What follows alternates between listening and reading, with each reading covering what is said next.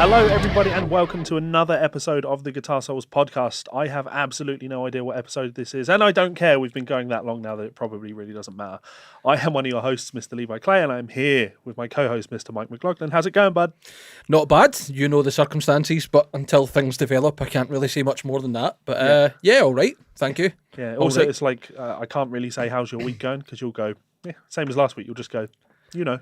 Aye, pretty much. Yeah. Sorry for the elusive answers to everyone who's interested in hearing out, but you'll find out more soon. Yeah, hopefully. Who knows? Who knows? Well, life is a series of developments. We have an interesting show for you today. We have some really good things to talk about. Got some great news to report on. We've also got some monstrosities that have happened in the news just recently. And I want to start the show off with, we're going to do something a little bit different. We are going to do our little plug, but we're going to do it like this. This show is brought to you by Ormsby Guitars. We want to thank Perry and the guys over at Ormsby for all of their support. It is very much appreciated. For those unfamiliar with Ormsby and what they do, they're wonderful guitars built by Perry out in Australia. And probably what they're most notable for in recent years is actually doing these runs of guitars that are actually built offshore and then brought into Australia for quality control and then sent on out. So if you head on over to ormsbyguitars.com and check out the pre-order section on their website, you can check out some of the upcoming runs, get involved for a very low price, and prepayment plans, payment over a series of months. Great way to get yourself a killer instrument and absolutely killer price. So as always, thank you so much for the support, guys. Check them out and let them know that we sent you. Anyway, on with the show. And we're back in the room. Yeah, so big thanks to our friends over at Ormsby Guitars. And we've also managed to make a guitar just transform. That was quite impressive. Yeah.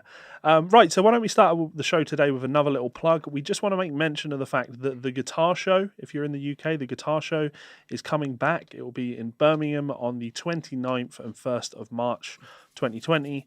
We like to make mention of things like this just because, well, guitar shows, I think they should be supported. Anything that fosters a sense of community is a great thing, don't you think? Absolutely. And I think it's a great opportunity for people to go and rub shoulders, especially if you're active in the music industry to any degree, because you get to know a lot of people there. You get to know a lot of companies there, potentially forge some friendships, maybe some business partnerships. You never know. Oh, most importantly, you can go tell Chapman to fuck himself. But yeah, of course, we have... Funny we're looking at petty John Electronics, just fucking petty Levi Electronics. Yeah, we have some friends at the show, so please do step on by the show if you are in the area. If you're able to go, say hello to Two Notes. Who else have we got that are there? Rev Amplification are there. Ernie Ball Music Man, Strings and Things. Quite a lot. Vigier Guitars. There's so many people that we love dearly. Mike's just making things fall apart. So yeah, head on down to the show, have a chat, talk to the people, and get to know some people, because that's how this industry keeps going. So that's it. Yeah, that's cool. Why don't we start with some actual news then? Why don't we do some positive news, super positive news? Let's do it. Considering, and I'll just put this out there for everyone who's listening and or watching, this is another episode yet again where Levi went, do you want me to tell you what we're going to talk about, or do you want to go in blind? And I was like, let's go in blind. Yeah. It's always more fun to get a natural reaction. An actual surprise, yeah. Yes. So well, I mean, these aren't news stories. We do post these up in our little private group. No, of course, but I don't know what other ones you haven't told me about that you're going to throw in the mix. Right, so the best news of the week, well, potentially, Dave Mustaine announced he's 100% cancer-free. Yes. This is great. This is great news. And you know what? He quite suits the white beard. Yeah. He's looking grizzled. He looked a bit like Arnie in the photo he put. I think it was him actually saying, I'm back or something. Yeah. And I was like, yeah. This is great, and I mean, as an aside, I totally agree. Dave Mustaine with a beard is a good look, and you should keep that one up, Dave. Got a picture of him on this article that I'm looking at without the beard, and even though he's an old man, like he's an old man now, right? He looks like a boy, whereas the beard, he just looks that little bit more serious. So he looks like the Lion for The Lion, the Witch, and the Wardrobe. Yeah, it's like he's trying to do the James Hetfield Cowardly Lion thing, but he just looks a bit cooler while he's doing it. Yeah. He also kind of looks like you, so I'll take that as a handsome compliment. Maybe I should grow my hair out and get some big ginger ring curls. Yeah. So here is the announcement. Dave said, about a year ago, we were working on a new album back in Franklin, Tennessee, and I started to feel some pain here and point to his throat. So I went to the doctor and he said, Dave, you have cancer. And I went, fuck, I have cancer. And I was so shocked. At first I thought, am I afraid? And I said, no, I'm fucking pissed. We stopped the record. Yeah, I know. We Dave stopped the Mustaine over the record. back. We stopped everything. I went into treatment for cancer. It was 51 radiation treatments and 9 chemo treatments. Jesus. Yeah. And when it was all said and done, every day I would think, I can't face not playing again. I can't face not playing again. So I would pray. I know a lot of you guys know that I pray. I say in Peace Cells, referring to what do you mean I don't believe in God? I talk to him every day. I pray every day. I say that in the song, and I've been saying it since the second record. But I thought about you guys and every day too, and I thought about my family. I got this power from you guys, and I just keep thinking about it. So as of October 16th, I went to see the doctor. He said, you're 100% free of cancer. So Fantastic. That's good. yeah. Maybe we should talk about the set list for the fan-filmed footage from the gig and the embedded player below. This is on Ultimate Guitar, Yeah. along with the night's full set list. It actually looks like quite a good set list. So It really does, yeah. Go on. opening with Hangar 18. Number 2 is The Threat Is Real. Okay. Number 3, Wake Up Dead, Big Dick. Sweating Bullets has got to be in there. Trust. It's not terrible, but it's kind of lost in that fucking space of music. Yeah. Then Tornado of Souls. Then Dystopia. Then Symphony of Destruction. Then Mechanics. Number 10's Peace Cells. And the encore was Holy Wars. Yeah. Pretty solid. Well, I to be honest, me being me, I have to criticise, right? It's a bit of a short set list, don't you think?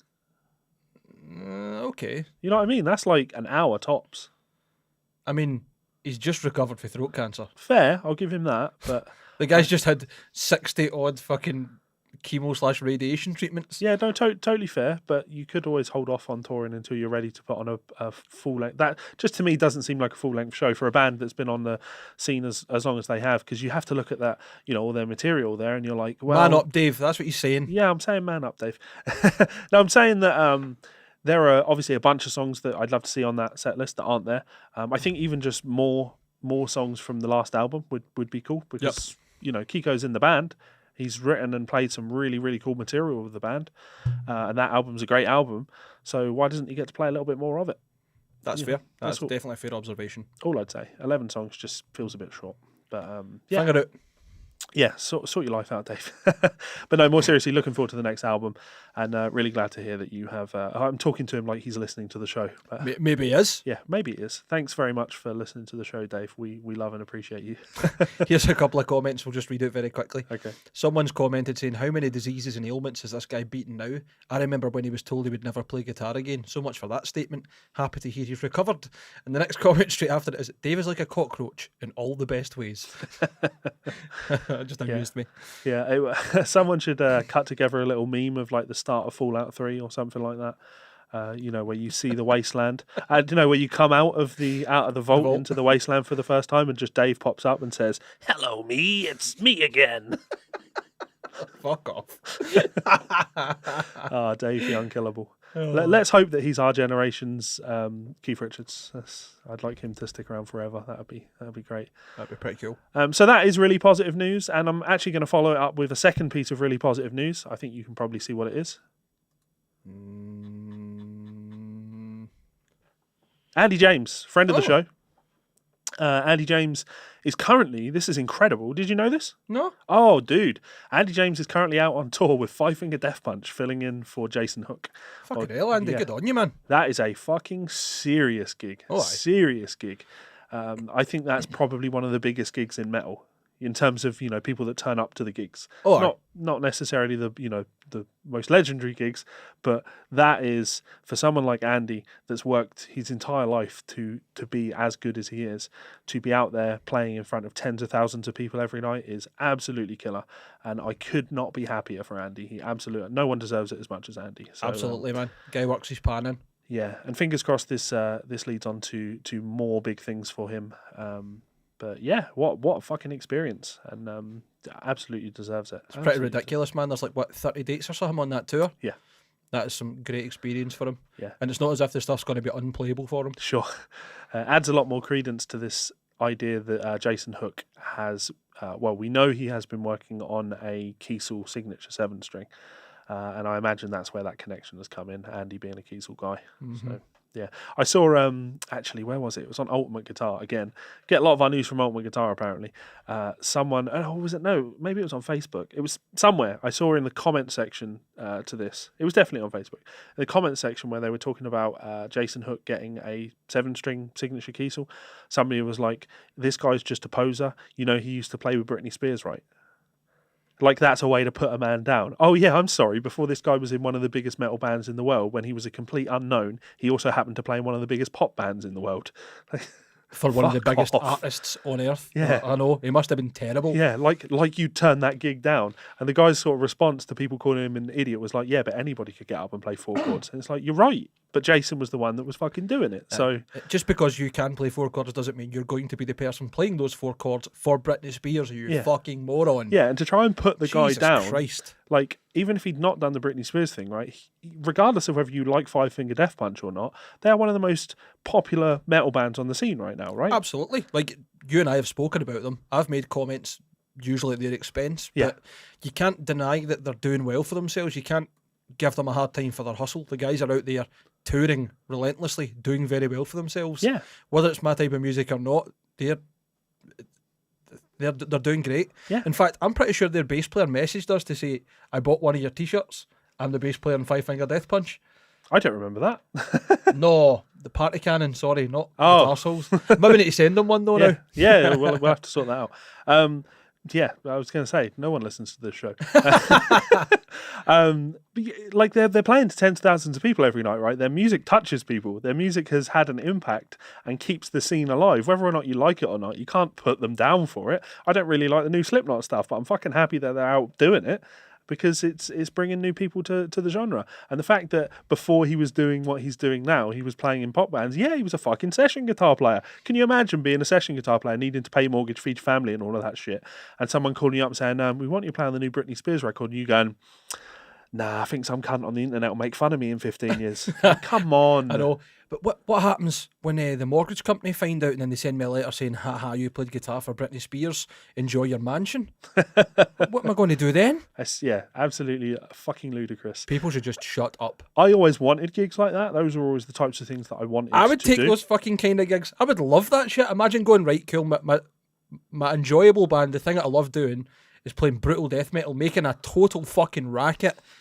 But then, just to make some money, I'm out doing stadium tours. Yeah. Fuck off. Yeah, being paid thousands a week to just stand up on stage for 2 hours a night. And here's the best part. Stand up on stage for 2 hours a night, and when you get off stage, no one knows who you are. You can walk out of the backstage area, go and get a beer, do whatever it is you want, and no one's going to bother you. I think the better part about that kind of gig would be, with no disrespect to the players, there is nothing taxing about what you're playing. So you literally have to just go up and just chill out for 2 hours playing basic shit. Yep. But most importantly, playing basic shit, but bringing next level joy to the people that are listening to it. Like, how can you criticise that? You're in the pocket. That's what matters. So well done, Andy. Congratulations, Andy. Really fucking happy for you, man. And if you could hook us up with some tickets to some sort of London or Scotland show, that would be awesome. Thanks. You are the ultimate plug. You know that? I know, yeah. Take advantage, mate. You've got to take advantage of the people that you know. That sounds really bad. Take advantage, not of the people, but of the relationships that you fostered over the years. Yeah, that's what you meant, of course. Yeah. Should we get on to the final piece of great news? Yes. Can you see what it is? No.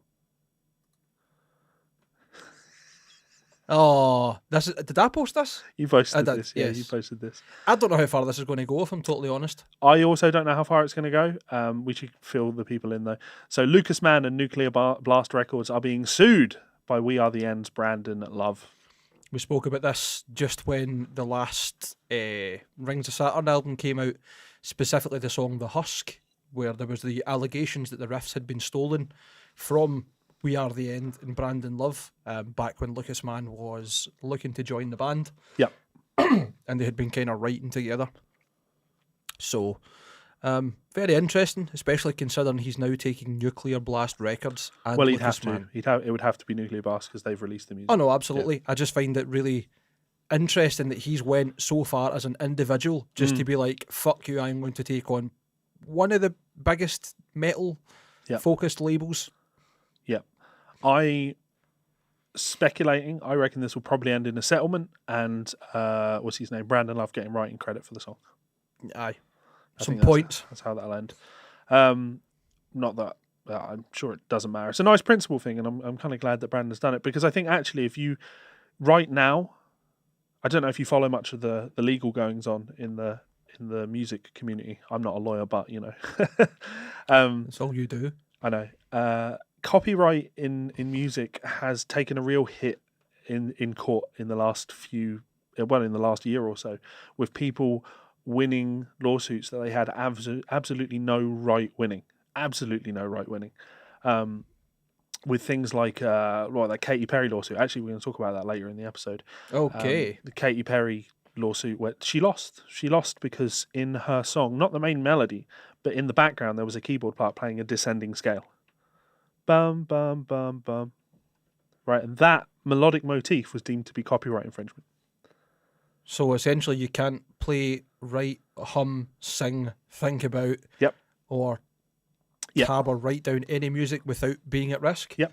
And it gets even trickier because, I'm really just going off Adam Neely's stuff here now, aren't I? Because the reason that it was deemed that it was copyright infringement is the court needed to prove that she had access, as in she could have heard the recording. It's entirely possible that she heard the recording before she wrote the song.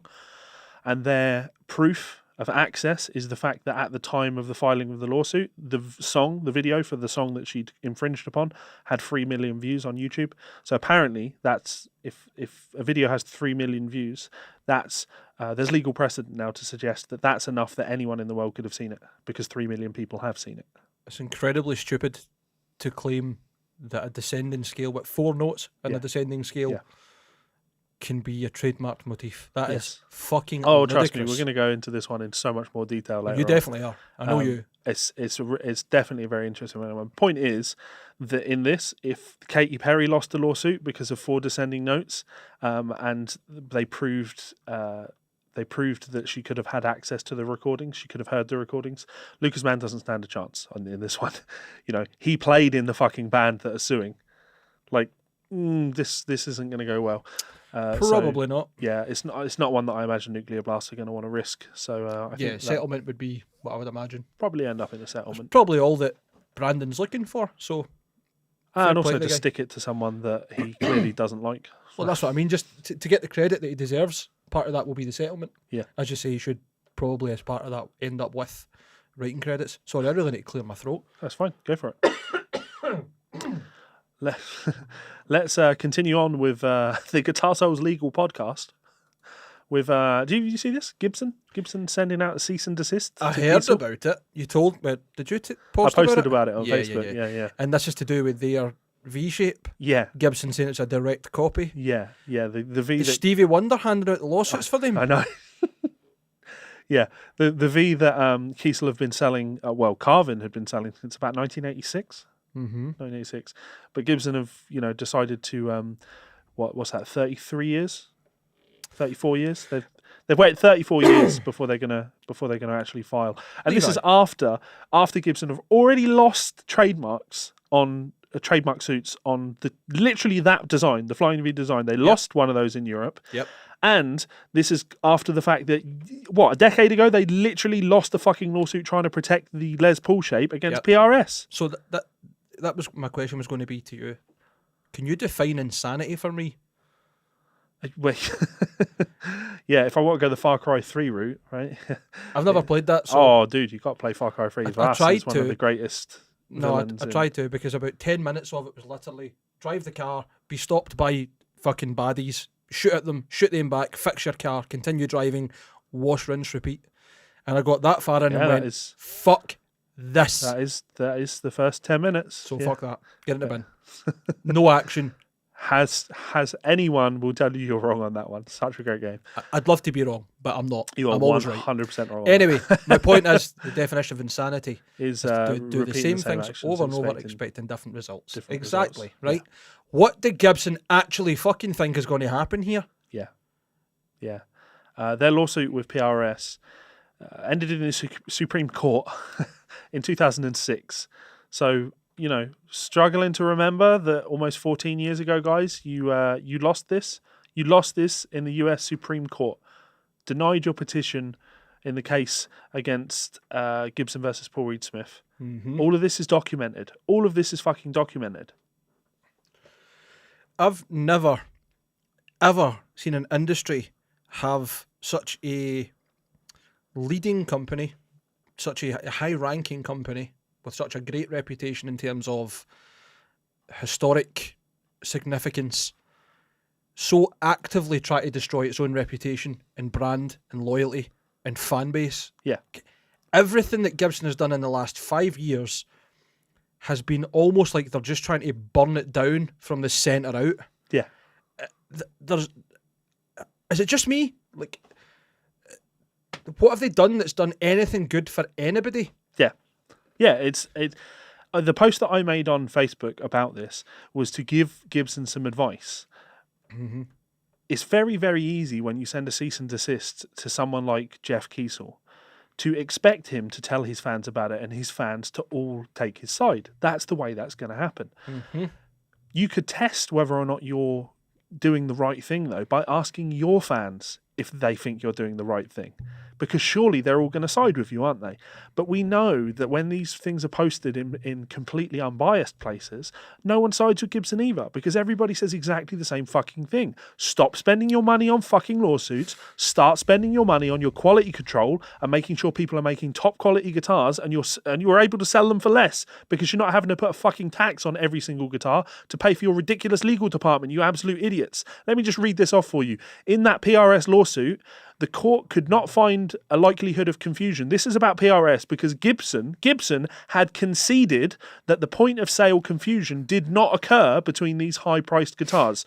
So in there, right, they acknowledged that in court. They acknowledged that in a lawsuit 14 years ago. I'll say that one more time. Gibson conceded that the point of sale confusion did not occur between these high-priced guitars. That's between Gibson and PRS. I would make the argument that Gibson and PRS are a lot more fucking similar than Kiesel and Gibson guitars. Do you mean that's 3 separate companies? Yeah, I would argue that You're they kidding. are. I know. Shocking. Who would have fucking thought it? Apparently... So John Mayer doesn't have a signature Gibson? No, he doesn't. Well, he might do. They're basically the same And Slash doesn't have a Kiesel? I know. Absolutely outrageous. I'm struggling to follow this myself. I am bewildered. Yes. Bewildered and confused. Yes. This is nauseating and unpalatable. Yes. And by that I mean, shut up, Gibson. You are fucking idiots. And this is right after, like, a couple of weeks ago, we were talking about Mark Agnesi coming out and saying, I did the wrong thing with the Play Authentic thing. I did the wrong thing. Let me follow up by doing a further wrong thing. Yeah, and you're just they're just trying to do the thing that we've always said that they were doing with this, which is you bully the smaller company. You cost them enough in legal fees that eventually they just agree to settle with you. The settlement won't cost them anything. They just have to publicly acknowledge that they're using the Gibson designs. And you're doing that so when you do file a big lawsuit in years in future, and you will do it because you're shady motherfuckers, when you do it, you'll have all of this evidence of saying, well, look at all of these brands that use our established designs. Everyone else in the industry acknowledges that these are our designs. That's what they're going to do. It's scummy. It's shitty. Or who knows? Maybe they're going to try and make Kiesel license the V design. Here is a wild card thought, right? If Gibson approached this by saying to... say every other kind of designer manufacturer who's using a similar design to the Les Paul or whatever trademarks they're trying to claim. This isn't about you. This isn't an attack on you or your brand. This is us trying to stand up for everyone's rights so we can take down actual copyright and trademark infringing companies, people who are buying and selling fakes, counterfeits from China. If everyone gets on board, then we can have this steadfast agreement between all these companies, and none of us are doing this. We're all working off similar designs. We all acknowledge and respect the trademarks, a kind of gentleman's agreement.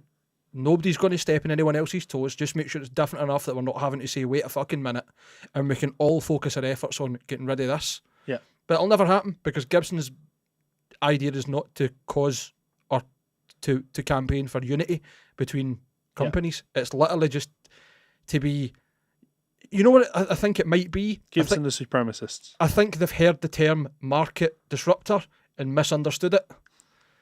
Not a, wow, that's revolutionary, that changes the game. Just a, how can we just constantly cause trouble? Yeah. If we eliminate all of our competition, then people will just buy our guitars. And then we'll really win because we'll have no competition, so we can double all of our prices. See, they've tried that already. Fuck them right into the bin. I absolutely fucking hate this company. I cannot... this is the one, after seeing that they conceded that no brand confusion exists between Gibson and PRS, and the fact that they're still trying to do it 14 years on, up until literally this week, I did absolutely want to get another gold top. I wanted to get another Gibson gold top, but I'm just not fucking doing it. Fuck these guys. I'll say it again, right into the bin. So absolutely no idea how this made it to Sky News. Slade split up after 50 years as drummer Don Powell is sacked by email. Not the usual thing that you'd expect us to be talking about. No, not at all. But I love interpersonal drama in bands because it's something that we often do talk about, and it's odd to think of what are essentially men in the last years of their life. These are guys who are all in their late 60s, and that they still have these ridiculous dramas. How much do you remember of Slade? Are you hanging on your star? Yeah, of course. Have you heard the version of that where it's literally just that lyric for the full song? Yeah. It's fucking terrible, but great at the same time. Yeah. My understanding is that Noddy Holder essentially has lived his full life not having to work from the royalties for that song. 100%, yeah. Jammy bastard. Yeah, he left the band in the 90s. After 30 years of doing nothing. Yeah. Was it 90s he left? Does it matter? Well, yes, because there's some slight yeah, he left in 92, right? Slade haven't been Slade for a very long time. They have been, is it Dave Hill?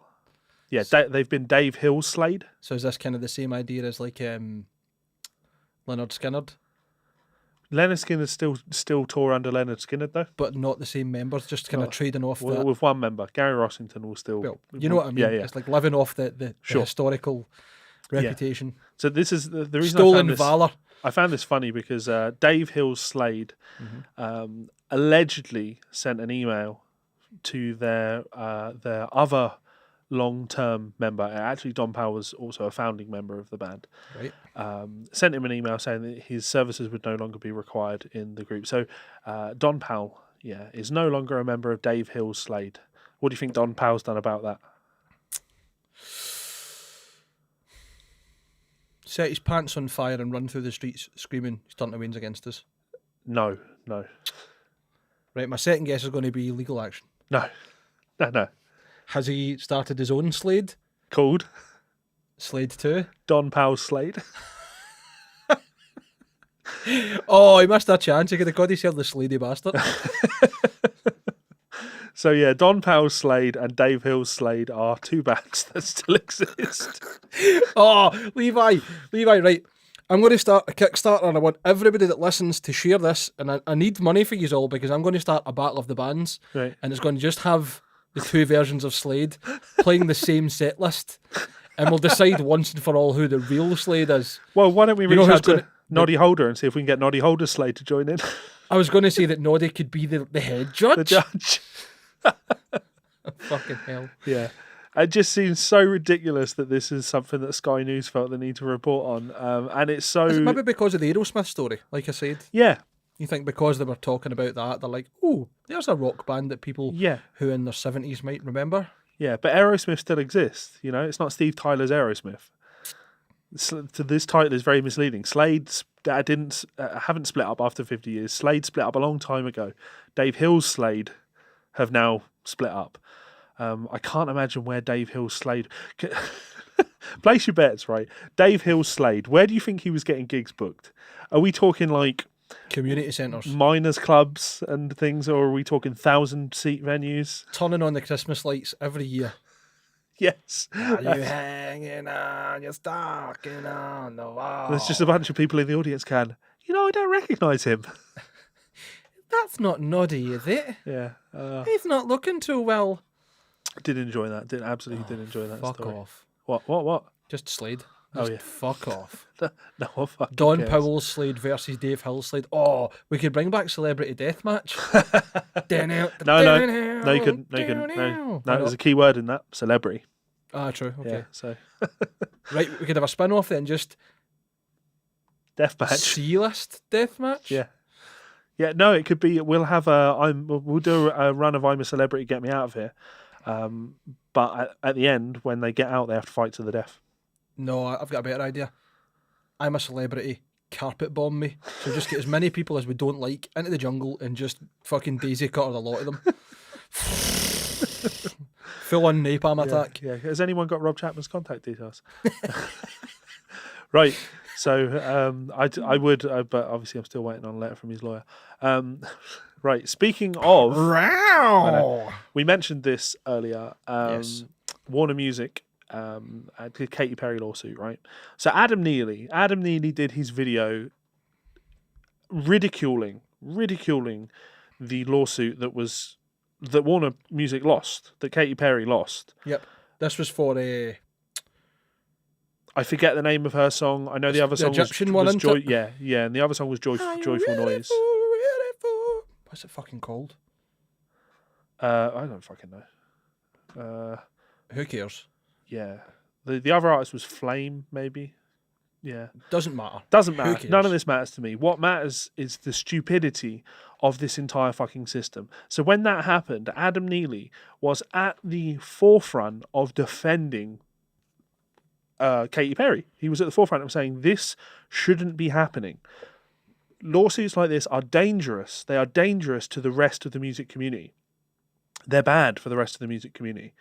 They're outrageous, and we shouldn't be standing by and pretending that somebody can own the descending minor scale or descending major scale or whatever, right?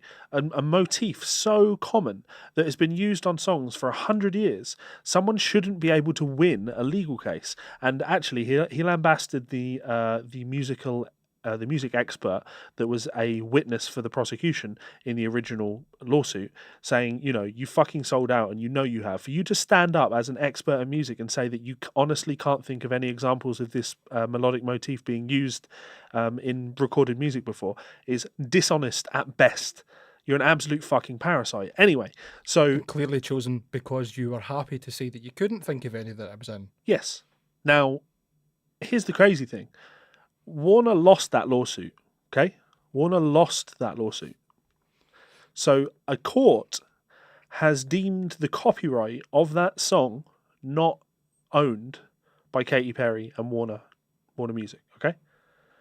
They then claimed Adam Neely's video, Adam Neely's original video, right? They claimed his original video. And this wasn't an automatic claim. This was a manual claim. An actual human that works at Warner Chappell manually claimed it as containing their copyright. Do you want to know what makes it even fucking worse, though? So when you get a claim for using people's music in your videos or whatever, it doesn't just say you've used it. It gives you the details. You've used this. It's owned by this person. And here are the time codes of you using it. Mm-hmm. Right, so the time codes had been included. Do you know where I'm going with this? Have they picked the minor motif that he's talking about rather than the actual sample of the song? Worse than that. So the crazy thing about this lawsuit is actually it's even more damning than you would think, because the two motifs are not musically identical. The last notes are different in them, okay? So it's like 3 descending notes and then one jumps down, 3 descending notes and one jumps down a little less, okay? Quarter notes, just dum, dum, bum, bum. Simple as that. Sorry. I don't fucking know. I'm singing over the top of you. The bit that was claimed was Adam Neely playing it on a piano, okay? Warner claimed Flame's motif. They claimed the motif that wasn't actually even their fucking motif. From the man that was making a video defending you, I cannot get my head around how somebody can be that fucking idiotic. How someone can go, this man is standing up for us, fighting for us, and trying to make the music community as a whole see that we shouldn't be the victims in this situation. We don't agree with this lawsuit either, but actually, even we can't tell the difference between these motifs, and we're going to claim the other one as ours. Am I missing something here? Are we living in upside down land? it takes us back to the Megadeth story. The system has failed. It's just utterly fucking ridiculous, mate. I don't know Come what to on, say. rant, do it. I don't have the energy to rant. I've ranted so much today. I'm so angry today. Oh, but don't worry, we're going to talk about Rage Against the Machine, so I'm sure I'll have more things that I can rage about. Oh, it's going to be fun. It's going to. Oh, I can think of another topic you might want to rage about that might make you feel better. Sure. The weekly segment on Big Lance. Oh yeah, fucking hell. We'll save that for the wee cherry in the top at the end, eh? No, let's do that. Let's fucking do that. Lance Benedict, the man that is now trying to disappear from existence. That's right. Lance Benedict, the man that's deleted TTM's website, the man that has deleted TTM's Facebook page, the man that has deleted TTM's groups, the man that has deleted his own personal Facebook page, the man that has gone through his own personal Twitter account, which isn't obviously him, because it's the only things he really tweets about are politics. There's no mention of TTM on there. He's gone through his entire tweet history and deleted any tweet that mentions TTM. He is completely trying to go out of his way to make sure that he cannot be Full system purge. linked to this. Isn't it such a shame that you've got such a thing as the internet time machine? Yeah. Or the callback machine? Wayback machine. Wayback machine, that's the one. And a host of rabid enemies that he's made who have been screenshotting and saving Or more every importantly, an piece of hour-long shit. interview with me. Even better. So, Lancey boy, you cannot disappear. You can do your best, but all of this stuff exists. There is all of this evidence, right? Everyone knows what you fucking done, you dirty, dirty fucking snake. And we will not let you forget it. And we will not. But here's the key thing, right? When you think you're going to be able to pop your fucking head up again and start another little scam where you rip more people off for money, we will fucking be here to find you. We will hunt you down, sir, and we will make sure that you are exposed for the fucking charlatan that you are.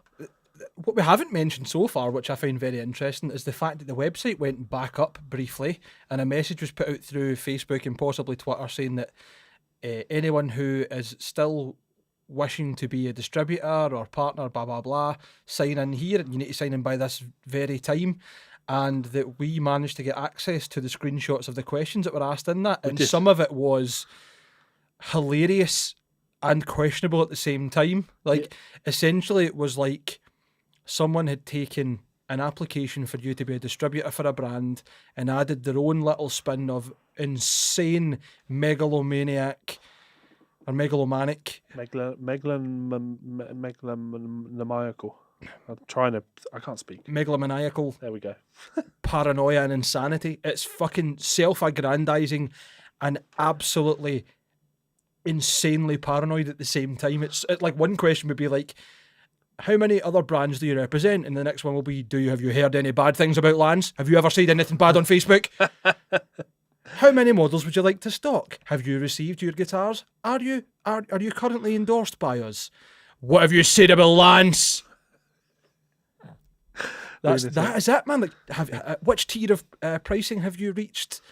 Did you ever say anything bad about him on Twitter? Because I swear to God, it's fucked. It's so weird. Yeah, I keep sending him little tweets every now and again, just so he knows. Just so he knows I'm still fucking here. He doesn't use social media. Yeah, no, that is true. It doesn't exist. Yeah. He only seems to laugh about how amazing Trump is on Twitter. That's all he seems to do. So I mean, that makes sense, doesn't it? It does. If his business hero is Donald Trump, the man who only got rich because his dad was rich and has failed at almost every other business he's went through, other than the ones he's managed to bully the smaller people. Yeah. And this one, Lance, he went after the wrong people. He went after the guitar community, and the key word in guitar community is community. Cunts is the word we're looking for. We're all cunts. And if you take on a bunch of cunts, we will out-cunt you without effort. So I'm not a lawyer, but... Oh, here we go. Right, I'm just before we skip on, right, because this will be an interesting one as well. I just want to see if we can just find a couple of questions from that thing, right, because it's funny. Oh, what was the other thing? Lance answering back to Andrew Catania about the article saying that Lance was fined in order to pay restitution. Yeah. Who fined me, you motherfucking lying piece of shit? Who the fuck do you think you are, you maggot, spreading these fucking lies? Literally posting a link to the court documents. Aye, you'll get what's coming to you, you fucking cretin. Half it's in caps lock. It just... Boy's lost his mind, and he absolutely fucking deserves it. Absolutely deserves it.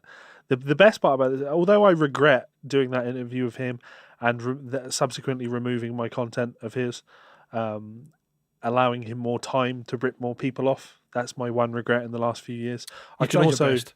leave this TTM situation knowing that I'm one of the few people that got money out of Lance's pocket. So essentially, you stole for all the people that got scammed. Essentially, Well yeah. done, Levi. Yeah, outsmarted you all. I need to laugh. The very fact that a man who is clearly and has been publicly proven to be an actual scam artist had the cheek to call you an extortionist. I know. Yeah. So, sorry, Lance, that's not the case. Right, you're just very quickly before we move on, some of the questions in this fucking document, right? If that's what you want to call it. Are you currently a TTM endorsed artist? Have you received a TTM guitar as part of your endorsement agreement? If so, how many guitars have you received? Which TTM guitar model did you receive? Have you participated in and or made any derogatory, defamatory or disparaging comments or replies on any social media platform or the internet? If so, which platform did you use? Like, let me just jump in here. It's just so broad. Who's going to write yes to that? I know. But better, right, because you've got, right, so which one did you use? You've got answers such as Facebook, Instagram, YouTube, Twitter, LinkedIn, other. I have not posted any derogatory comments on any site, or I have made on multiple platforms and sites. Please describe the comments in the text field below. Wait, I agree that being a TTM endorsed artist is a privilege, not a right. Are you interested in performing at the upcoming TTM concert this summer? Are you aware that there's a pending civil lawsuit between the former partners of TTM? As a TTM artist, have you ever been invited to attend a music trade show? As a TTM artist, have you ever been invited to perform at either a trade show booth or concert sponsored by TTM? Within the past 12 months, have you spoken with any TTM representatives other than Lance? If so, who did you speak to? Jesse, Patrick, Chris, Jeremy, other? I have not spoken to any TTM representative in the past 12 months other than Lance. Do you feel that Lance Benedict is a fair and honest person? Are you aware that the previous controlling partners in TTM conducted a hostile takeover of the company, proceeded to close all production operations and leave all remaining and outstanding responsibilities to Lance and Lance only? It wasn't Lance's fault. It wasn't his fault. Everybody else did it. It wasn't Lance's fault. In your own words, describe why you chose TTM as your endorsement. Do you feel that you've been treated fairly by TTM, considering the circumstances? Are you aware that Lance output over $75,000 of his own money to build guitars and make satisfactory refunds after the controlling partners ceased all operations and refused to help? Well, it's funny because there are screenshots of people, talking to Lance via Lance's private Facebook. Yep. And Lance saying, "I am personally building your guitar as we speak." Yeah, that was the next comment in this list of things. Do you like being a part of the TTM family and a TTM endorsed artist? Do you believe everything you read and or hear? It's a genuine question. Fuck off, Lance, man. Are you Does familiar? it just end there? Oh, no. Do you believe everything you read or hear? That's the question, right? The next one. Are you familiar with a person by the name of Andrew Catania and or Facebook group called All That Shreds? If so, have you read, commented on, and or shared any of his posts that relate to TTM? Are you aware that Mr. Catania has a lengthy and well-documented criminal history, including being convicted of cyberstalking? Sorry, that's not a true thing. Just pointing that out now. More importantly, you started a website called allthathreds.com, and on it you had someone physically stalk Andrew and take photos and videos of someone you believe to be him and posted them on your website. That's stalking by any definition. Are you aware that there is a DJ in the Boston area that had to file a restraining order against Mr. Catania because she would not comply to his demands? Do you know Mr. Catania? If so, please briefly describe your relationship. Are you aware of the additional parties that are conspiring? Can I just conspiring? Sorry. Can I jump in on this one? Right. Aye. Can you imagine just for this cough is bad? Can you imagine just for a second getting this right questionnaire, having no idea about any of the allegations that have been made against TTM? It gets better. It genuinely it gets better, right? So, just going with that train of thought, right? You don't know anything about the allegations. You don't know any of these parties. You've just seen an advert, get endorsed, get a guitar for cheap, be part of this family brand, and you're naive and open-eyed, like, oh, fuck yes, let's do this. Let's get me a Devastator. You will be devastated, believe me. Right? So, are you aware of the additional parties that are conspiring with Mr. Catania? Have you ever been contacted by Mr. Catania? If so, are you willing to testify to any first-hand knowledge you may have? Would you be willing to testify against Mr. Catania in a court of law? Yes, no, maybe. How much time do you spend on Facebook and or other social media sites? Have you ever conspired with anyone and or been approached by anyone to intentionally ruin the reputation of Lance Benedict and or TTM? Would you like to remain a TTM endorsed artist?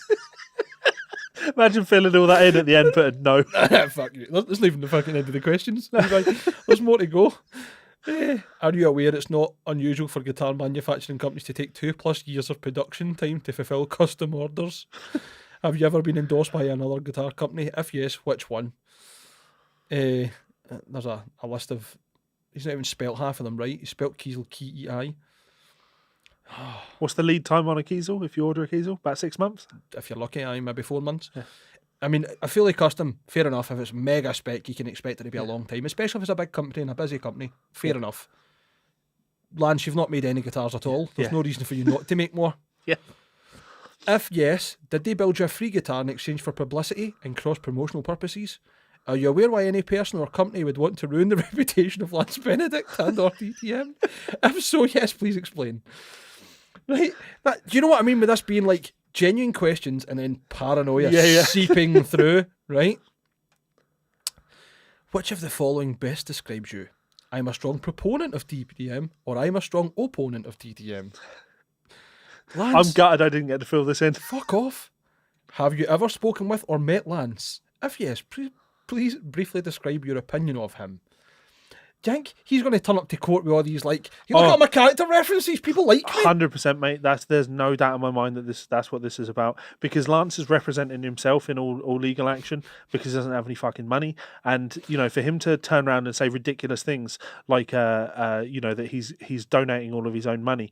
And, you know, what was it? It was testifying against Andrew in a court of law.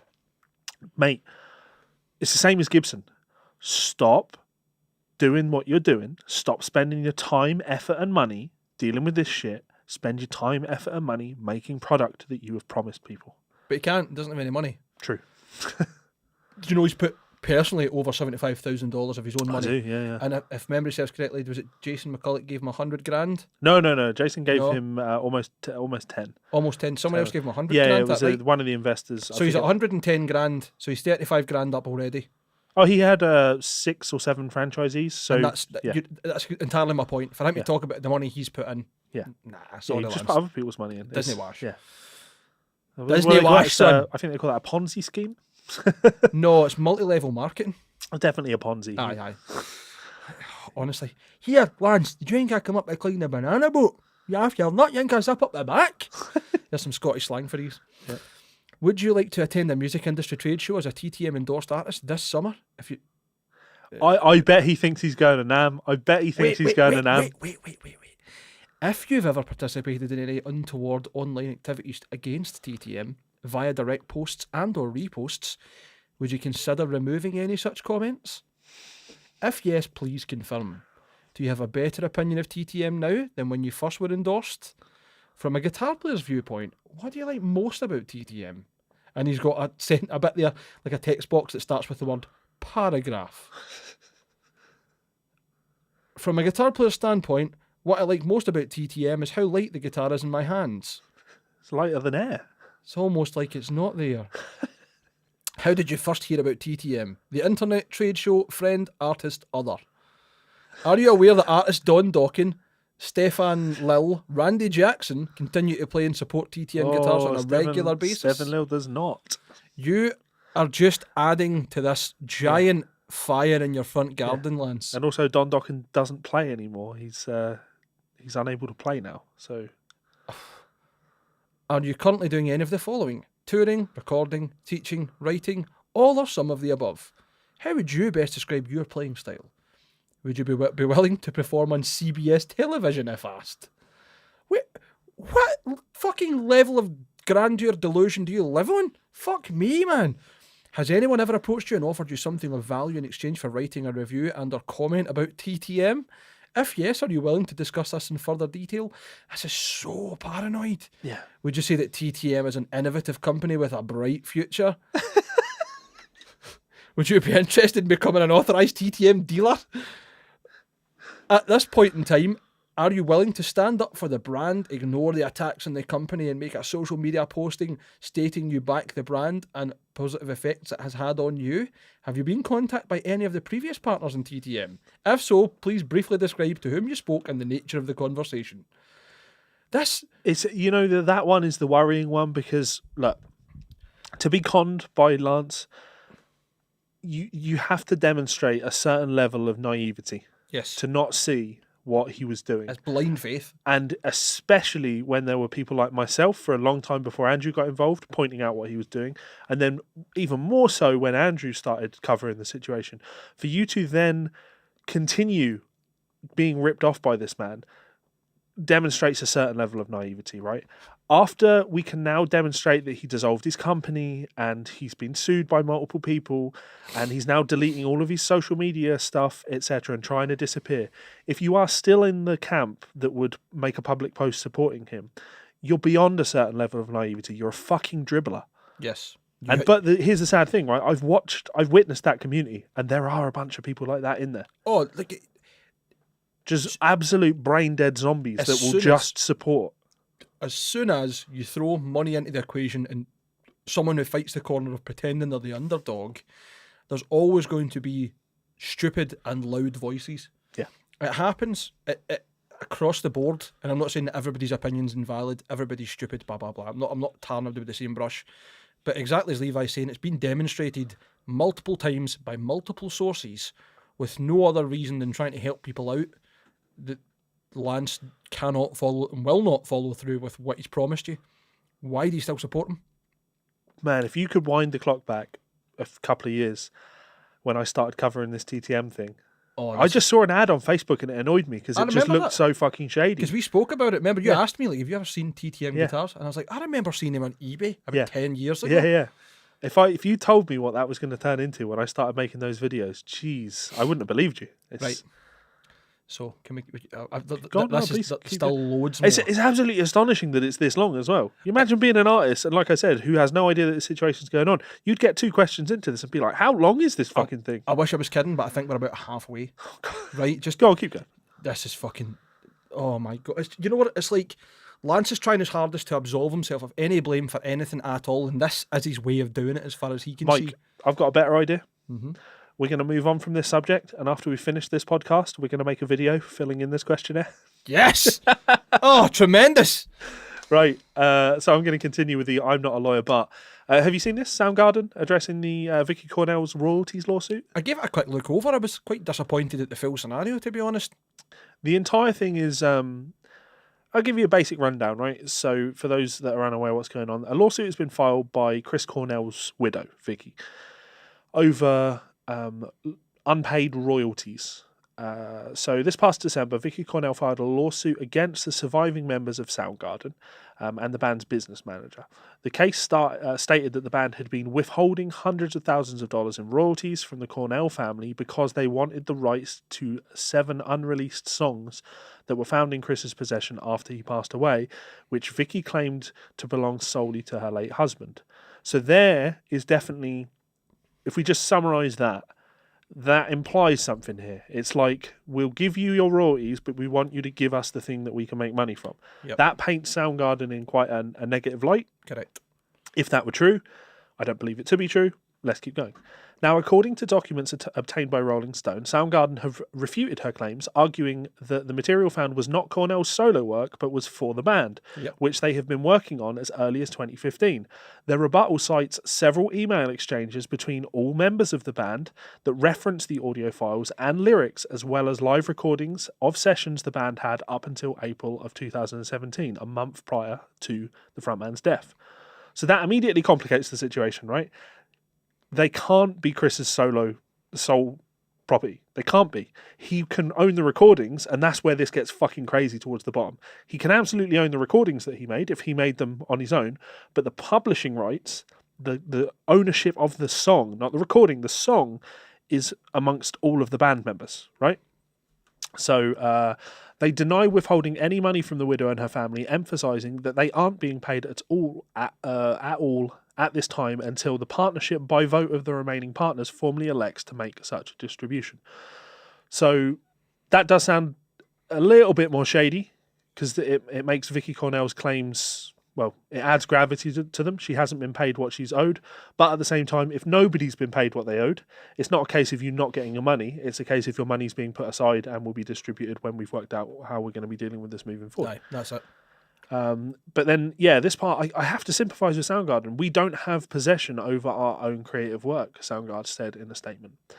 Outside of the declarations made within the lawsuit, Soundgarden questioned Vicky's decision to file in the state of Florida, where the majority of the band's ties are in Seattle, Washington. The overwhelming number of relevant events occurred in Washington, the motion reads. Defendants, most witnesses, pertinent evidence are all located in Washington. That's actually, wild when you look at how law works in the States. You have to file your lawsuits in the correct jurisdiction. Vicky lives in Florida and Chris was in Florida at the time of his death. It's definitely, I'm interested to see where this one goes, because the recordings were made in Florida, but all other things seem to be more tied to Washington, so that's odd. And finally, Soundgarden note that Vicky's comment that the band were uncaring following Cornell's death, I mean, I can immediately say that's absolute nonsense. I cannot imagine the amount of grief that band went through when Chris died. Cannot imagine. They're friends, brothers. The kind of band that genuinely reunites. Yeah. Maybe not reunites, but starts to put their career back together, and released King Animal, which is a fucking phenomenal record. They're one of the bands that are greater than the sum of their parts. Like, Chris Cornell was a fantastic solo musician. Sure. But Soundgarden is a different animal. Yeah. I believe this next bit. After learning the news that he had passed away, the band organised a vigil in a conference room at the Columbus Hotel, and they were accompanied by their crew, assistants, and friends who hugged, wept, and attempted to console each other for many hours. Absolutely believe that. Absolutely fucking believe that. So there is a full update. But the thing I found most interesting is there has been an update from Marty Singer, the attorney for Vicky Cornell, and the estate of Chris Cornell has provided the following statement in Soundgarden's motion. So we obviously disagree with the band's blatant mischaracterization of events and stand by the truthful facts set forth in our complaint. It is disappointing that Chris's former band members have now sought to taint his legacy by making numerous false allegations. They've only defended themselves. You filed a lawsuit. You're the one making allegations. This to me sounds very much like a smear on the band. Yes. In the form of this Marty Singer trying to blanket that into a defence when really it's an attack. Yes. And that they continue to withhold substantial monies from the widow and minor children. Okay, why are we adding the children part in there? You're trying to play on people's emotion. Despite using those same funds to pay for their own legal fees. Should point out that is part of Marty Singer's response. Despite using those same funds to pay for their own legal fees, that's an allegation that you cannot prove. You know what I mean? Like, how do you know where they're paying for their legal fees from? They've said that the money has been put aside. Until you can prove otherwise, you don't get to make declarations like that. Better than that, their point isn't that we've chosen to put the money aside. They've said none of us are getting paid. We don't have control over anything. But so this last part is the part that really interests me, because I don't know who Marty Singer is. I don't know where he specialises in law. But he goes on to say the issue in this case is not who wrote the songs, but rather who owns the specific recordings made solely by Chris while he resided in Florida. I'm sorry, Marty, there is no argument over that. There would be absolutely no argument over who owns those recordings. If Chris recorded them on his own in Florida, I don't think for a second that Soundgarden would ever make the claim that they own those recordings. Maybe the band might make that claim, but I don't think they'd claim anything other than the important thing, which they demonstrated in their response, which is we can prove that we had liaised regarding these songs multiple times, we'd rehearsed these songs, etc. We wrote these songs as a band. Vicky, in the original complaint, was trying to make out that these were Chris Cornell solo works, and they're not Chris Cornell solo works. Clearly. So for you to say the issue in this case is not who wrote the songs, it's just so unbelievably dishonest. You're right. There is no issue around that, but you seem to be making an issue over who owns the songs, not the recordings, but the songs. And when you're talking about who owns the songs, that is very much an issue over who wrote the songs. I think it's pretty revolting for them all to be fighting over 7 unreleased tracks that were being worked on as the band, based solely on where Chris Cornell recorded what I'm assuming is demos of it. Yeah. That is the biggest mark on his legacy that I can think of, is a family member, his wife, fighting with his band members over the rights of something that wasn't even released. Yeah. Something that potentially doesn't make any money and doesn't hold any... Oh, this is going to make money. I don't want to say it doesn't own any value, right, or hold any value, but in comparison to the rights to Black Hole Sun or fucking Rusty Cage or whatever, you know my point? Like, what a fucking shit hill to die on. Yeah. Yeah. It just... None of it screams true to me at all. And maybe I'm wrong. I'm happy to be wrong. Yeah. But Jesus Well, we have Christ. to go with the, we're not lawyers. He finishes with, "We are very confident the court will vindicate the rights of Chris's estate and that the case will properly remain in Florida, where Chris resided and recorded the songs that are now the lawful property of his estate." I'm sorry, that's not how that works. And I'm flabbergasted. Again, I'm not a lawyer, but I know how copyrighted with songs works, and they are not the property of Chris Cornell. The recordings are the property of Chris Cornell's estate. No doubt about that. But if he wrote these songs with other people, and I can't imagine that Soundgarden are going to be saying in their defense, well, we've got all this documentation of us talking about them, about these particular songs and the lyrics and all of that. I can't imagine they claim that unless, they actually had that evidence. A single scrap of evidence would demonstrate that these songs were co-written. But there's not even any question over evidence. They've said that there are emails from every band member back and forth, including the audio recording files. Yeah, and I guess... Does Marty think that because Chris recorded a demo on his own that was then put to the band to give them an idea of a song that he now owns, or that the estate now owns the rights to everything that happened from that point and onwards? Who knows? Yeah, ultimately there's going to be speculation on our part. I have to look at this and speculate that I reckon what probably happened here is the band wanted to source those recordings and they wanted to put out some sort of last Soundgarden thing and then include these tracks as B-sides or a bonus disc or whatever, just to say, this is where we were going type thing. If they had done that, Chris's family were going to make a lot of money, understandably, but so would the rest of the band. And I imagine Chris's family have looked at this and said, the rest of the band don't deserve to make that money, which would be wrong. And the band are now probably fighting this situation because they know that they own the songs. They do own the songs, and it's like, I reckon Chris's family are probably going, we can probably put these out ourselves and we can make all of that money, but they won't, because Soundgarden will sue you because they co-own the songs. It seems bewildering to me that the way it seems, how I'm interpreting it, is that Vicky wants it to be as if Chris Cornell was the main driving force and the number one and the only important factor of these songs in that band, as if she's trying to take him out of Soundgarden. Like, why would you do that? Yeah. Why are you driving a wedge? Like, what? Maybe I'm misunderstanding it, but this is the worst thing about music industry and music business, is these fucking lawyers. Yeah. And you know what? The worst part about this might well be somebody that's just went to Vicky after this has all happened and fucking whispered in her ear and started this. Yeah, no doubt. No doubt. There are people like that exist. Marty Singer, very unlikely you're listening. You seem like a piece of shit. Deal with it. In our opinion. Oh, in my opinion. Allegedly. I know. Well, I said he been a while seems since like we've said, I know. I didn't say he is. And I just feel that we need to be throwing our catchphrases in. That's fair. You know what? I'm gonna commit to this now. There'll be a link in the description if you want to buy an "I'm not a lawyer" t-shirt. I'm not a lawyer, and then maybe in brackets underneath in small prints, "I'm a guitar soul." Yeah, why not? That exists now.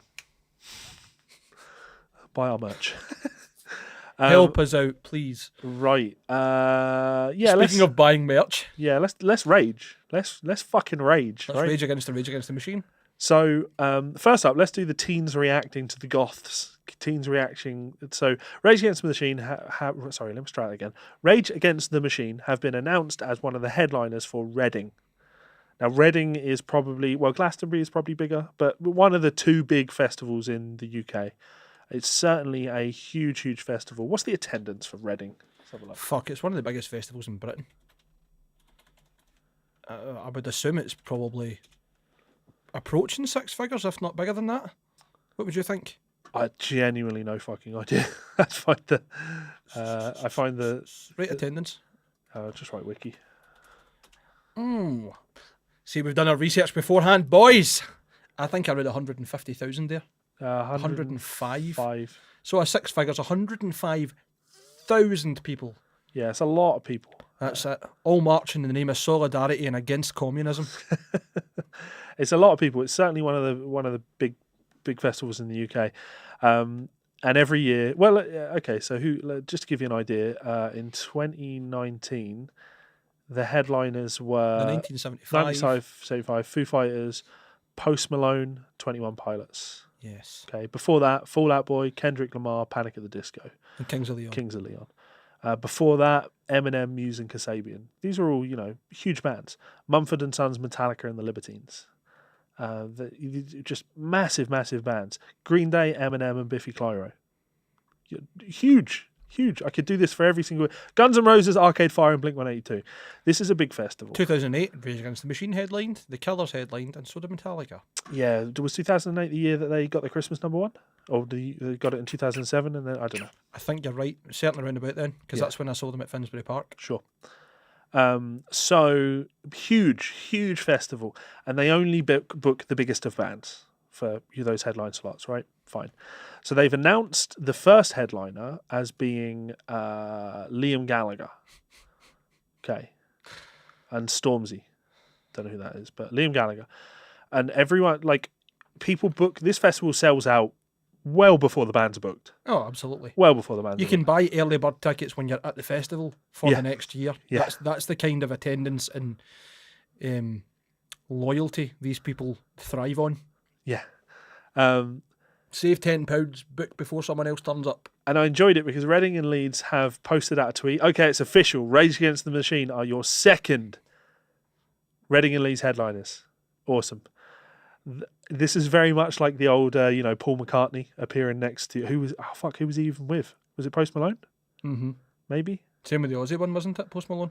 Aussie? Yeah, no, Paul McCartney was with someone else. He did a performance with someone and they're like, right. he's just been put on the map by this guy. This old guy's been put on the map. Awesome. We got the same thing again.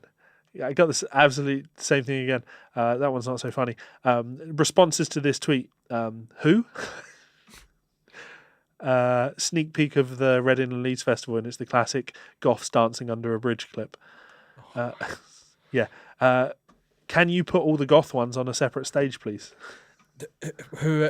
The person that tweeted that has a football club as part of their Twitter name, or Twitter handle. So, yeah, shocked and sad and disappointed. With a picture of Lisa Simpson crying. Yeah.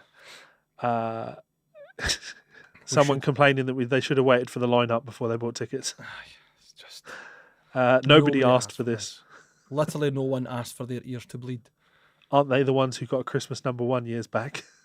Yep. Yeah. If the other artists are this wank, then I'm dipping. Yeah. Ha ha ha, you've made us wait months for this. Gutted. Rage Against the Who? Who even is this? What the fuck? Please just announce Travis Scott and save it. You know when you said Reading wasn't cancelled? Cancel it. It's fun. It's really funny to me because back in that 2007, 2008 thing, it was Rage Against the Machine was still a band that everybody knew. And it has been 12 years since then. For their integrity as well. Yeah. Well, the whole point in winning that Christmas #1 was literally just to give a big fuck you to Simon Cowell and X Factor. Like, why do you get to have #1 every year and all you're doing is monopolising and making money? Yes. So it was something that people could identify with. 12 years later, it's like, it's our fucking turn. We want to make money. Well, now the kids are looking at this and they're just like, who are these guys? And I want to respond to every one of these tweets and tell them who this band are and why you should be able to relate to them, why you should understand what they're doing and why you should be behind them. But I can't, because Rage Against the Machine in 2020 are the most fucking parasitic corporate scumbags I've ever fucking seen. It's going that way. I mean, Zach De La Rocca's been awfully quiet. Yeah. Fucking not like him. Absolutely raging. It's funny, isn't it? Because they had that other band. Mind what they were called? Prophets of Rage? That's right. How ironic. The profits of Rage, we didn't really see that until 2020. Yeah, you're now in this really awkward position where the youth, the people that you are supposed to really be mobilizing, don't relate to you. They don't even know who you fucking are. Because you are a parody of your former self. You're shocking. I don't even know what to say. So, right. Tickets went on sale for the Rage Against the Machine gigs. I know quite a few people in the States who were like, I don't give a fuck, I'm getting tickets. And I didn't say anything. I don't want to be a dickhead and like ruin MD's day, especially not friends of mine who want to see a band. Sure. But I just had this overarching feeling behind me, like, I know all you people through meeting you at death metal gigs, whether it's been like festivals or small gigs, and there's such a great community. Yeah. And it seems like a bit of kick in the teeth that these people want to spend $300, $400 to go and see Rage Against the Machine years after they've been integral to the music scene, and now they're at the point where they're just like, money, we like money. We like money. Give me money. That's how it seems anyway. Yeah. So Rage Against the Machine tour sold out in minutes. Thousands and thousands of tickets bought by scalpers. I saw people genuinely putting screenshots up on Facebook. There are 2,000 plus customers in front of you in the queue online. How fucking hard Yeah. must it be to get tickets if a fucking system that's designed to take thousands upon thousands upon thousands of customers and queries at any point has a backlog queue of over 2,000 people? Yeah. That's wild. Yeah. In spite of the band's efforts to keep things equitable by pricing every seat in every venue at $125, which is a noble idea. I kind of like the idea. Having said that, if you pay $125 for the nosebleed seats, you're not going to be happy, are you? Yeah, if they set the price at the lowest price for everything, then fair enough. But Yes.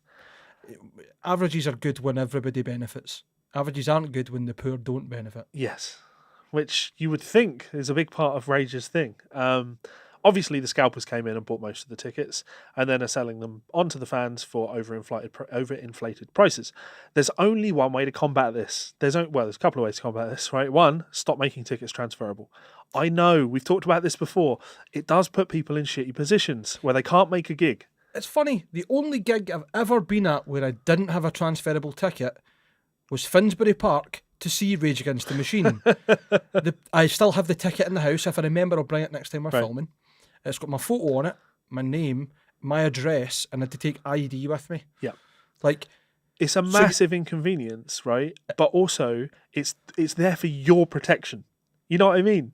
Like, it's to make sure that you don't ever find yourself in a position where you have to spend hundreds more than a ticket is worth. It's not that inconvenient to swap it over either. All you do is email them and say, I've sold my ticket to or given it to so-and-so.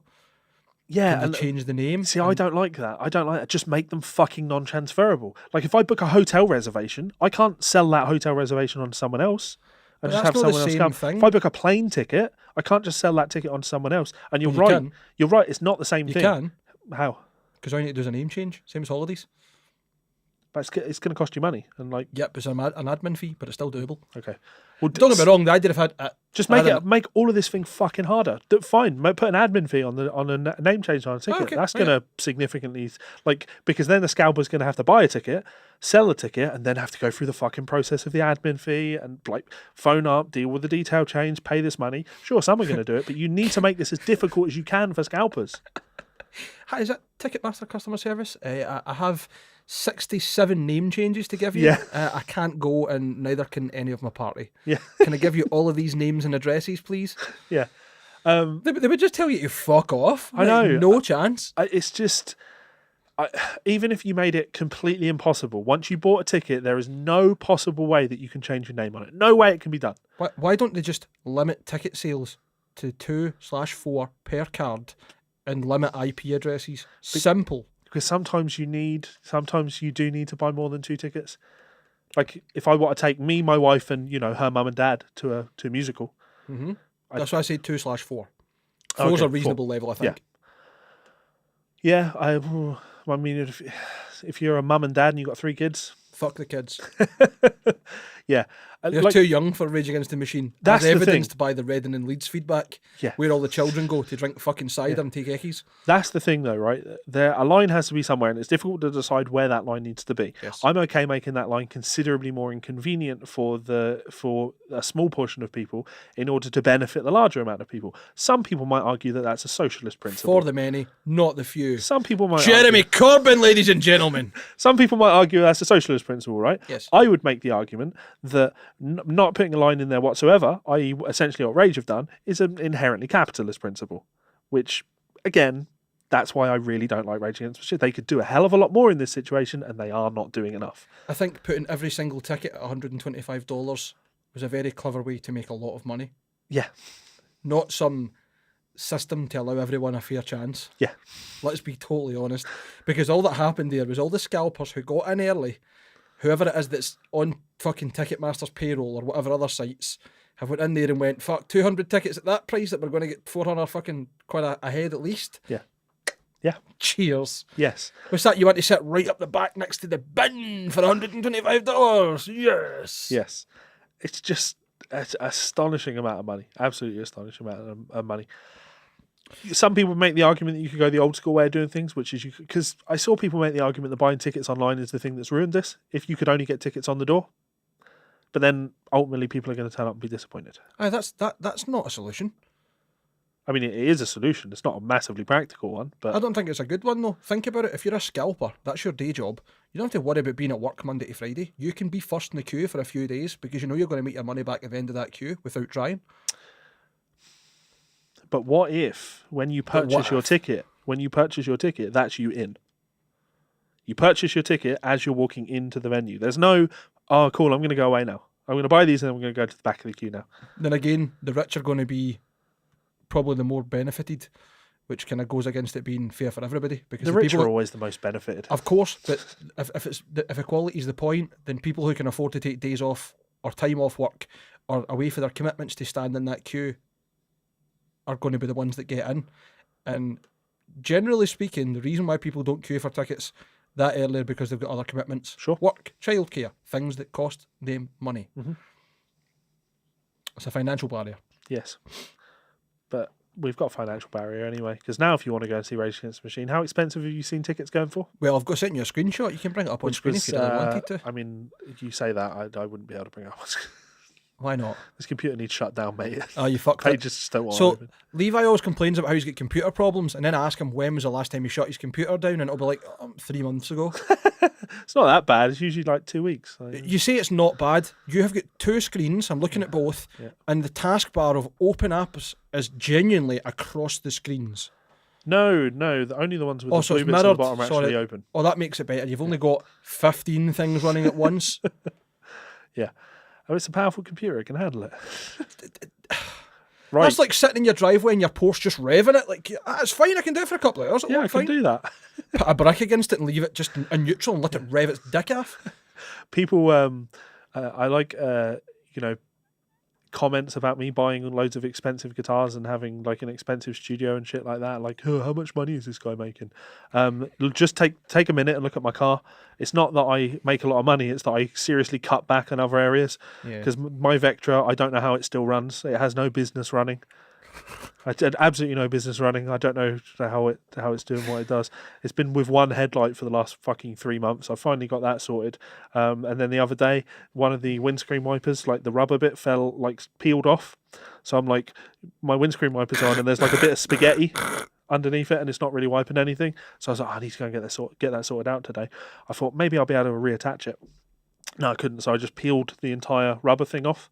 And then put that back down on the window and went, oh, that's making good contact with the window again. That'll clear up. And then I was driving and it started raining and I was like, Jesus, this does not help. It's not clearing anything away. So I buy lots of nice guitars because I'm driving a rust bucket. Wait a fucking minute. What were you saying yesterday when I was talking about vehicle standards? I like to think that I'm safe in the road because everyone's car is fit for purpose and safe to drive. My car passed its MOT, I'll have you know. Before your windscreen wiper fell off. Oh yeah, no. The windscreen wiper's still there. It's just the rubber tip on it is the bit that wipes away the water. Yeah. So in effect, you don't have a windscreen wiper. I have a very ineffective windscreen wiper. Yeah. So in effect, you don't have one. Yes. Just fix it. I am. No, I am. A windscreen So blade's like Halfords, 15 quid. Halfords, mate. Halfords, magic. Don't be a lazy bastard. You can change it yourself. It takes 2 minutes. But that means me going and getting one. And where am I going to go and get it from? Halfords. Why? Because I drove past Halfords all the time. No, it's because you're lazy. I also don't drive my car very often. He's a big man of convenience over cost. My rust tell bucket. you. But fair enough. But right now, my wife is driving my car, so let's hope it doesn't rain. It was pissing when I went out. Oh, fuck. You're going to get a phone call in 2 minutes. This will be the fourth interruption. I've had another crash. It wasn't my fault again. Right. Poor Haley. Not get a second one. Poor lassie. So Rage Against the Machine, they have actually been doing something to combat the scalpers. Yeah, and donate more money to charity. So this is how Rage Against the Machine are doing that. What Rage Against the Machine have done is they have purchased 10% of tickets for venues. That's okay, cool. So this, in fact, there's the update to the website. Since the announcement of our tour, scalpers and broker sites have been listing fake tickets for Rage Against the Machine. Okay, they're not fake, but we want to do everything we can to protect our fans from predatory scalping. Predatory! And at the same time, raise a substantial... Hang on. How can you protect people and raise a substantial amount of money? Okay. For charities and activist organisations that we support in each city. At many concerts, up to 50% of the seating is scooped up by scalpers and then resold to fans at much higher fees. Again, the second way to deal with scalpers is to not buy second-hand tickets. Let these gigs happen and have no one fucking at them. And then watch how many scalpers want to risk it the next time there's a show. But you won't do it, will you? You won't. None of these people will vote with their fucking wallets because you're slaves to it. You'll pay $500 for a ticket because you're an idiot. You know, it's funny you say that, right? The same people that are complaining about 45 quid and then admin fees to Ticketmaster, that's fucking stupid, generally post a day or two before a gig, I'm looking for a Justin Bieber ticket, I'll pay £200 face value plus. Like, yeah. So they go on.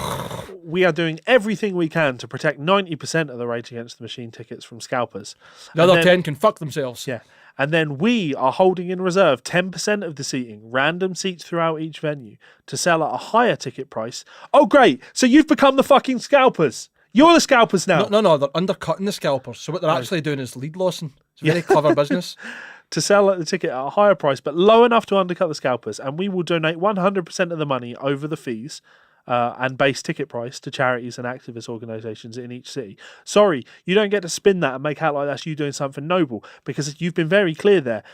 100% of the money over the fees and base ticket price. So you're making sure that you're not going to make a loss. You're going to sell the ticket for what you wanted to sell it for, but then you're getting a fuck ton more money on top of that, which you can then donate to a charity, which, okay, is relatively noble that you're donating money to charity.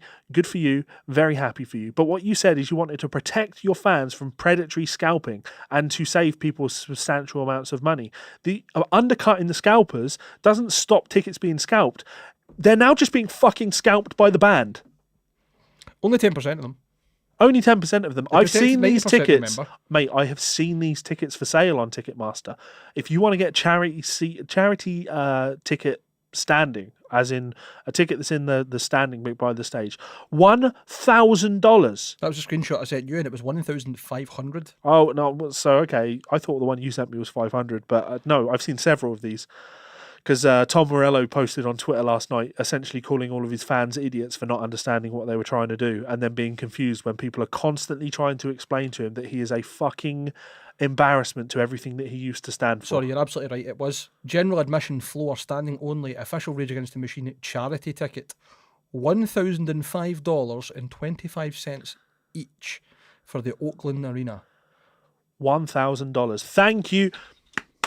Thank you, Tom Morello, for being so fucking noble. Thank you. Thank you for protecting me, the fan. Seats at random, right in the centre. Yeah, because as a man that is in a position where I'm not financially well off, and I identify with all of Rage Against the Machine's music and how they stand up and rage against the establishment, I like the fact that these guys are big believers in communism and that socialism, and that we should all be equal and that we should look out for each other and property rights shouldn't even be a thing.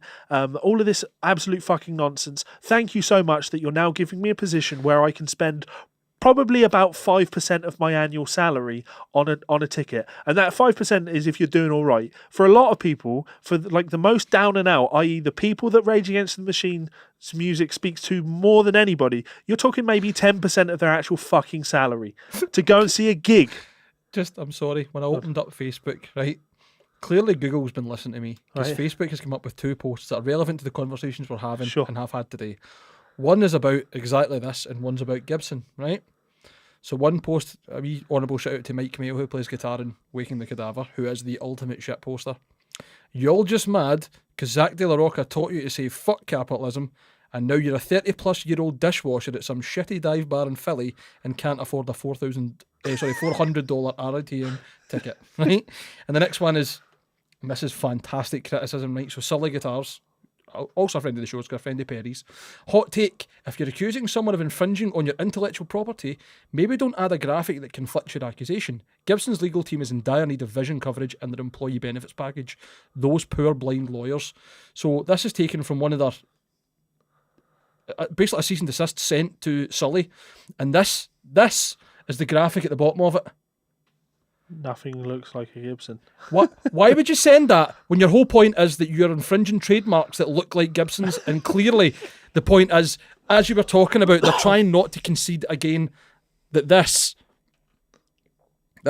conflicts exactly what they're saying. Yeah. That at point of sale, people were confused as to what they were buying. Sorry to totally interrupt you there, but I just had to laugh that my phone had just went, here's 2 very good comments. Yeah, let me finish the final part of this quote. We are confident that this will help many more fans get tickets at face value. What? And put a big dent in the aftermarket scalping scene. Nonsense. We hate scalping as much as you do, so we're going to do it ourselves. We'll continue to find ways to combat it, other than doing what you did before where you put people's photos on ticket. Right, okay, fine. The one that worked. Additionally, we are donating all profits from the first 3 shows to immigrants' rights organisations, and will be supporting multiple charities and activist organisations throughout the tour. Oh, cool. So the Coachella Festival that you're going to get to play at, where not a single fucking person that is seeing you will have heard of you, but they will enjoy getting their little Instagram pictures next to you so they can say we were there for the Rage Against the Machine reunion. All the money that you're getting from that is going to go to immigrants' rights organisations. Ironically, groups that I would imagine a large portion of people at Coachella probably aren't in support of. The kind of people that can't get tickets for Reading and Leeds. Yeah. You know, those the poor and disenfranchised that you claim to be in support of. Yeah. Okay. I mean, sorry us sitting and criticising them. If all that money goes to good use, fair enough. But you can do better. Like, you seem to want to do good. You could do much better. Yes, you could do a whole lot fucking better than you are doing on this one, and it's embarrassing. I am not impressed. I'm so not impressed that I'm whispering. You know, it's more like, obviously we're going to be talking about Rage Against the Machine a lot because they're reuniting and they will be in the news a lot. But it also just annoys me that I've had to talk about someone that I genuinely dislike on 3 consecutive episodes. And it's starting to, like, I know that people are going to look at this and go, he's just bitter. He's just jealous. No, I value principle, and I just don't think Tom Morello fucking has any of it.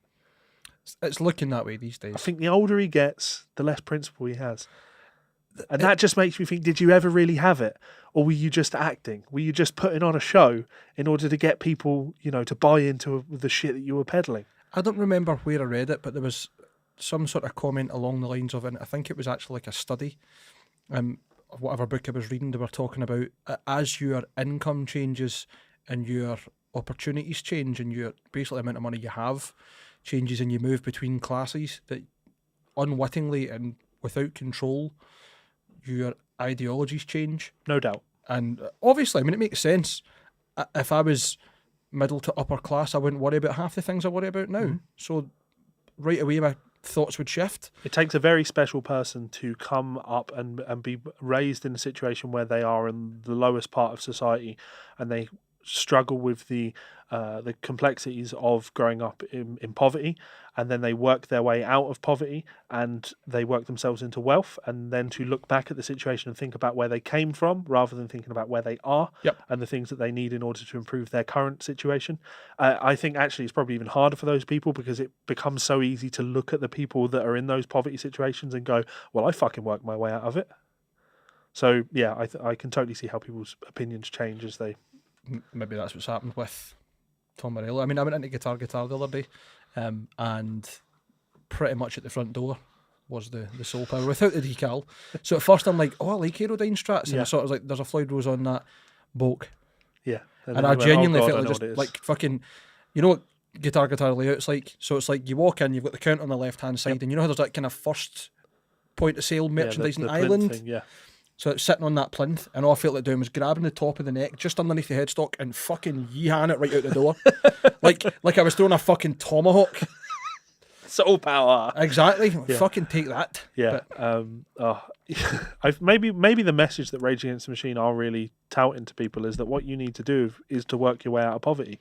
You need Get to rich, start, dummy. you need to start yourself a band where you stand up against oppressors. So I've got an idea for you. Why don't we start a band? Let's do it.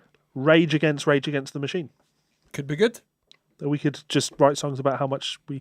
I know you really like Rage Against the Machine. I'm sorry that I constantly have to moan about Tom Morello. No, I mean, I know they were important in your youth. You know what I mean? not so much. Well, you went to the Finsbury Park gig. I You lived in did. Scotland. I lived in London. I had no interest in going to the Finsbury Park gig. I went on a fucking megabus to that. But that was in the stage of my life where it was like seeing live bands, especially seeing live bands that had that reputation was big for me. So it wasn't so much Rage Against the Machine as much as it was the experience of being there. Yeah. That was also one of the first times I ever took drugs. Oh, okay. Yes. No. Ate a space cake and slept all the way to London. Probably the best megabus journey of anyone's life. Yeah. It was great. Not having to be uncomfortable and constantly smell someone else's shite. Awesome. Oh, that was, honestly, man, the megabus is like the worst journey known to earth. Yeah. See, for people that have never been on one, I'd imagine if there's any American listeners... Like a Greyhound. Yeah, exactly. Yeah. They did have the Greyhounds here at one point. Right. And it failed spectacularly because the idea was it's an overnight bus where you could sleep on it. And, I mean, that's a great idea. But I think there's a special clientele for megabus long journeys. Like, these are the type of people that thrive in those situations. Imagine, like, they're like Bear Grylls of travelling in public transport. The kind of people that would happily drink their own piss. Toilet's blocked, I'll drink my own piss. And the toilet's always blocked on a megabus. Like, yeah, but there's inevitably someone that will just shit on the mound of shit. or, Treat it like a Portaloo. Or Like a it will download toilet. yep, or the brakes will get hit hard and all of a sudden there's a stream in the middle of the bus. Yeah. Full of piss and shit and toilet roll. And potentially fucking sanitary products because it's a fucking lawless wasteland. So It's like Mad Max on a bus. you're so correct. Like, exactly that. Oh, what a day! Yeah. You can Again, that's the just- bus driver. You're just sitting there and suddenly from the seat in front of you, this little head pops up and it's Dave Mustaine going, "Hello, me. It's me again." Stop it.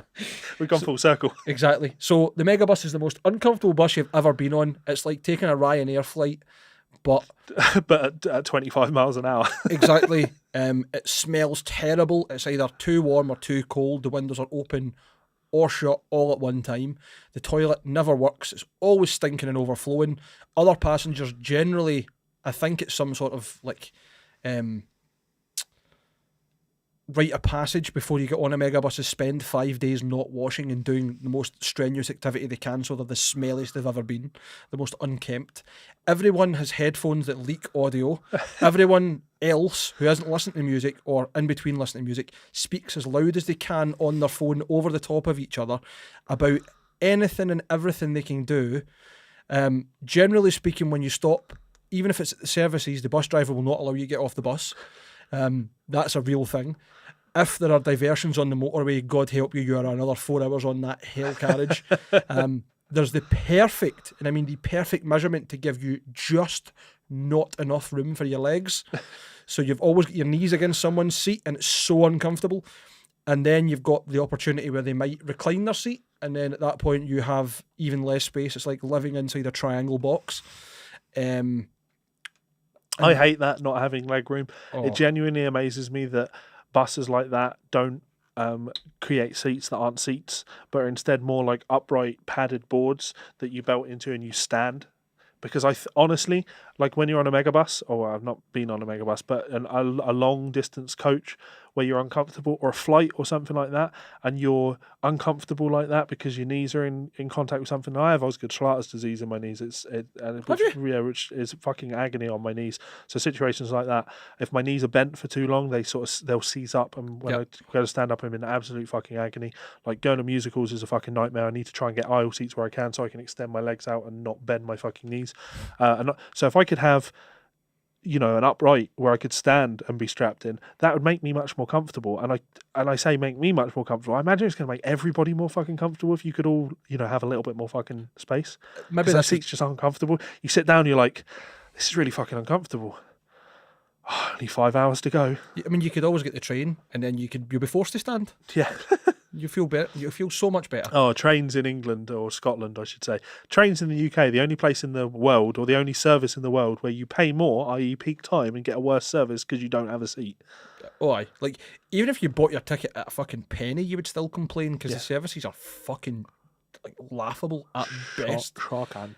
Honestly, see, for a developed country with such a high GDP, we've got the worst public services. Like, genuinely the worst. Like, see, when this is sad, and I kid you not, this is sad, right? See, when I go on holiday or away and tour with the band, I always wonder, like, how much better are the public services here? And I make it a point of, like, seeking out trains, public buses. transport isn't public, is it? It's privatised. The trains, they're privatised. Well, yeah, they've been renationalised, but what difference that's going to make? It's none to none. Yeah, because we're used to a certain standard of shite. Great Britain. Right, should we do the last hour? There's actually three little things to talk about. So this is absolutely fucking ludicrous. Spotify now has 271 million users. 271 million users. Still lost money in 2019. Fuck off. How can you lose money? You don't pay artists anywhere near enough money. Yeah. And the only people that can be taking money out are your staff, and you can't have a lot of staff. So somebody's taking too much, or you're doing it completely wrong. They are up 31% year on year on monthly active users, right? And in terms of paying subscribers, they are up 29%, right? That's the 129 million people paying $9.99 a month. They've got the stats here, and many of them pay more than that. I pay for Spotify Family. So it gives 4 people access to it. Well, let's say that $9.99 is the average, because you also get student ones that are like $5.99. Oh, okay, fair. Right? Okay. So let's say $9.99 across the board is everybody's. So you're then 120 quid a year. Yeah. What was that, 123 million? Yeah. Well, I've got the stats here. They took in $1.78 billion US dollars. Pocket change. $1.78 billion in revenue from paying subscribers, and then $236 million in revenue from ad-supported free users. But we're not. Yeah, we're talking about there being about 124 million paying subscribers. I assume that's paying subscribers. It just says subscribers. Yeah, subscribers must be the ones that actually paying. But they blame it on the razor thin margins on streaming, because they have to pay out so much money to people. Why does Spotify have to be a profitable platform? Why aren't artists having the money put back to them? I know that's a stupid question, because I know it's a private business, right? Sure. But why the fuck are we looking at this like, how did they lose money? What we should be saying is, it's good that they lost money, because it means they must be putting the money back into artists. Or wait, they're not. How are you losing money if you're not paying the people who are literally what the platform's built on, their dues? Yeah, I think this is a dangerous thing, because what it really says is Spotify now has 171 million users and still lost money in 2019. Well, the artists still got paid. The artists still got not enough, 0.068 pence, but the artists still got paid, right? They received money, right? The employees, and I assume they're publicly owned, I'm sure shareholders got paid. More than the company still got value. The CEO got paid. Millions in bonuses paid, right? You know who didn't get paid? The government. Because we've still lost money. Can't pay any tax. That's what this is it not? That's what that is. When we're complaining about companies, because we're looking at this and we know Spotify made money. We fucking know they made money. Of course they made money. But they twiddle with their books and they expend things that maybe shouldn't have been expended. But I'm self-employed. That's how this works. Like, I buy things and I expense them through my business because I buy things for my business. I've just bought a bunch of music books for the business because they're an integral part of what my business does. If I couldn't expense those, I would be financially fucking ruined because I'd be earning a bunch of money, spending a bunch of money on everything, and then still having to pay tax on all of the expense. That would be deemed profit rather than reinvestment. But I think there comes a line. Like, there was certainly a stage in my business where I wasn't paying any tax because I didn't need to pay any tax because I wasn't earning enough to pay tax. And I remember girlfriends at the time, they'd look at my business and they'd go, like, how can you do that? I pay so much in tax and you don't pay anything in tax. And I'm like, look, I do appreciate your position, but I think what you'll find is from the taxman's perspective, yes, I generate a lot of revenue, but then I also spend a lot of revenue on my business. But the reason I do that is because I'm trying to stimulate growth in the business. I think year on year my business should grow, and then eventually I'm going to get to the point where all of that investment was worthwhile. And we're now at that stage where, I can't avoid paying tax now, and I pay not a significant but a substantial chunk of tax. I don't enjoy it, but that's just the way it works. And the only way I've been able to do that is by being in business for a long time and investing a lot more money in my business to get where I am. Spotify should have been at that point a long fucking time ago. Yep, and Jeff Bezos should be listening to you. Yeah, the world's first trillionaire, and he still can't pay tax. It is astonishing how rich he is and but how quick he's accumulated that. It's all in assets. How quickly he's accumulated his wealth. I was looking at the Forbes rich list a couple of days ago, because he was, they were making fun of him at the BAFTAs or the Oscars. The Oscars, yeah. Right. Lots of jokes at his expenses, like Jeff Bezos. I mean, Jesus Christ! Think how much money this man's got. He just got divorced and lost half of his assets, and he's still the richest man in the world. But he wasn't. He's even the last man laughing, mate. He wasn't even on that Forbes rich list 5 years ago. That's my he point. has gone from not being on that list to being the richest man in the world by a significant portion. He is the last man laughing. He's the only man laughing. True. But I think that's fucking wild that someone can have that much wealth and power. And the only reason he's so wealthy and powerful is because he done it off the back of other people's labour. Like, genuinely, the working standards for people that work for Amazon are fucking terrible. They don't pay tax. Like, really horrible, venomous business practices. Like, oh, you want to sell your product on our line? Right, cool, send us 100 and we'll stock them and we'll take whatever fee. And then all of a sudden Amazon Basics has got the exactly same thing, but with their logo on it. Yeah. It's an annoying one because, like, I want to be able to defend Amazon, but they're you can't defend them. They cannot be defended. It can't, because it's the most convenient service on the planet. They will do everything in their power to completely replace all human employees they have if they can. And that's really where the line is, because you know what? If a company pays zero tax, while that is not ideal, if they also maybe employed 50% of the population, they are still paying wages to those people, and then those wages are being taxed, and the people that earn that money then go and buy things, and they're paying VAT. That to me is just slave labour monopoly. Oh, it absolutely is. But when they can be in that position, but then they're also like, right, how can we eliminate all of our employees? Then it's like, gee, what is the end of this? Like, having all of these people that don't have jobs anymore because all the big corporations have eliminated all sort of workforce. So nobody has jobs, nobody has any fucking income in order to pay anything. They can't get government handouts, they can't be subsidized, they can't be on benefits because government doesn't have any money because the big corporations won't pay any tax. Why can people not see what's going to happen to this planet? Because they're fucking stupid. This is a next level dystopia. When you go back and you look at all of these like classic sci-fi films from the 80s where they travel to the future or they're set in the future, and you've got all these multinational conglomerates that own everything, although they are still painted out to be the bad guys, they are the bad guys, I don't think they quite did justice of just how bad that is for the everyday person. You're right. Yeah, absolutely right. And yeah, we're all fucked is essentially the end of it. So fuck you, Spotify. Having said that, I was listening to Spotify just before Mike got here. So. I can't wait till Rage Against the Machine mobilise the troops and we take down the government. Goodbye, capitalism. And that's $125 a pop. That's the thing right there, right? That's how I'm the biggest hypocrite, and we all are. We all are. I use Spotify because it's a massive convenience. I had books delivered by Amazon yesterday because it's a massive convenience. Fallacy. Go on. You always see people criticising comments about like how capitalism is dangerous sent from my iPhone or whatever. You don't have any choice but to be part of this system. When you are working class, you are pretty much forced to have the cost of something over the ideals that you hold. Yep. So, in order for you to survive, for me to survive, most of fucking Scotland to survive, or the significant majority of the world, really, let's be honest, is you have to play the game. You can be opposed to it, you can also understand how dangerous it is, but you still need to know your role. You need to play the cards you're given. Yes. I would love to be able to say that I can shop ethically and I've decided I'm only spending money in small businesses that I know reinvest it and pay their tax and whatever else, but it just doesn't work that way. Yeah, it doesn't work that way. I agree with you. It's a shitty situation. Yeah, it doesn't make you a hypocrite.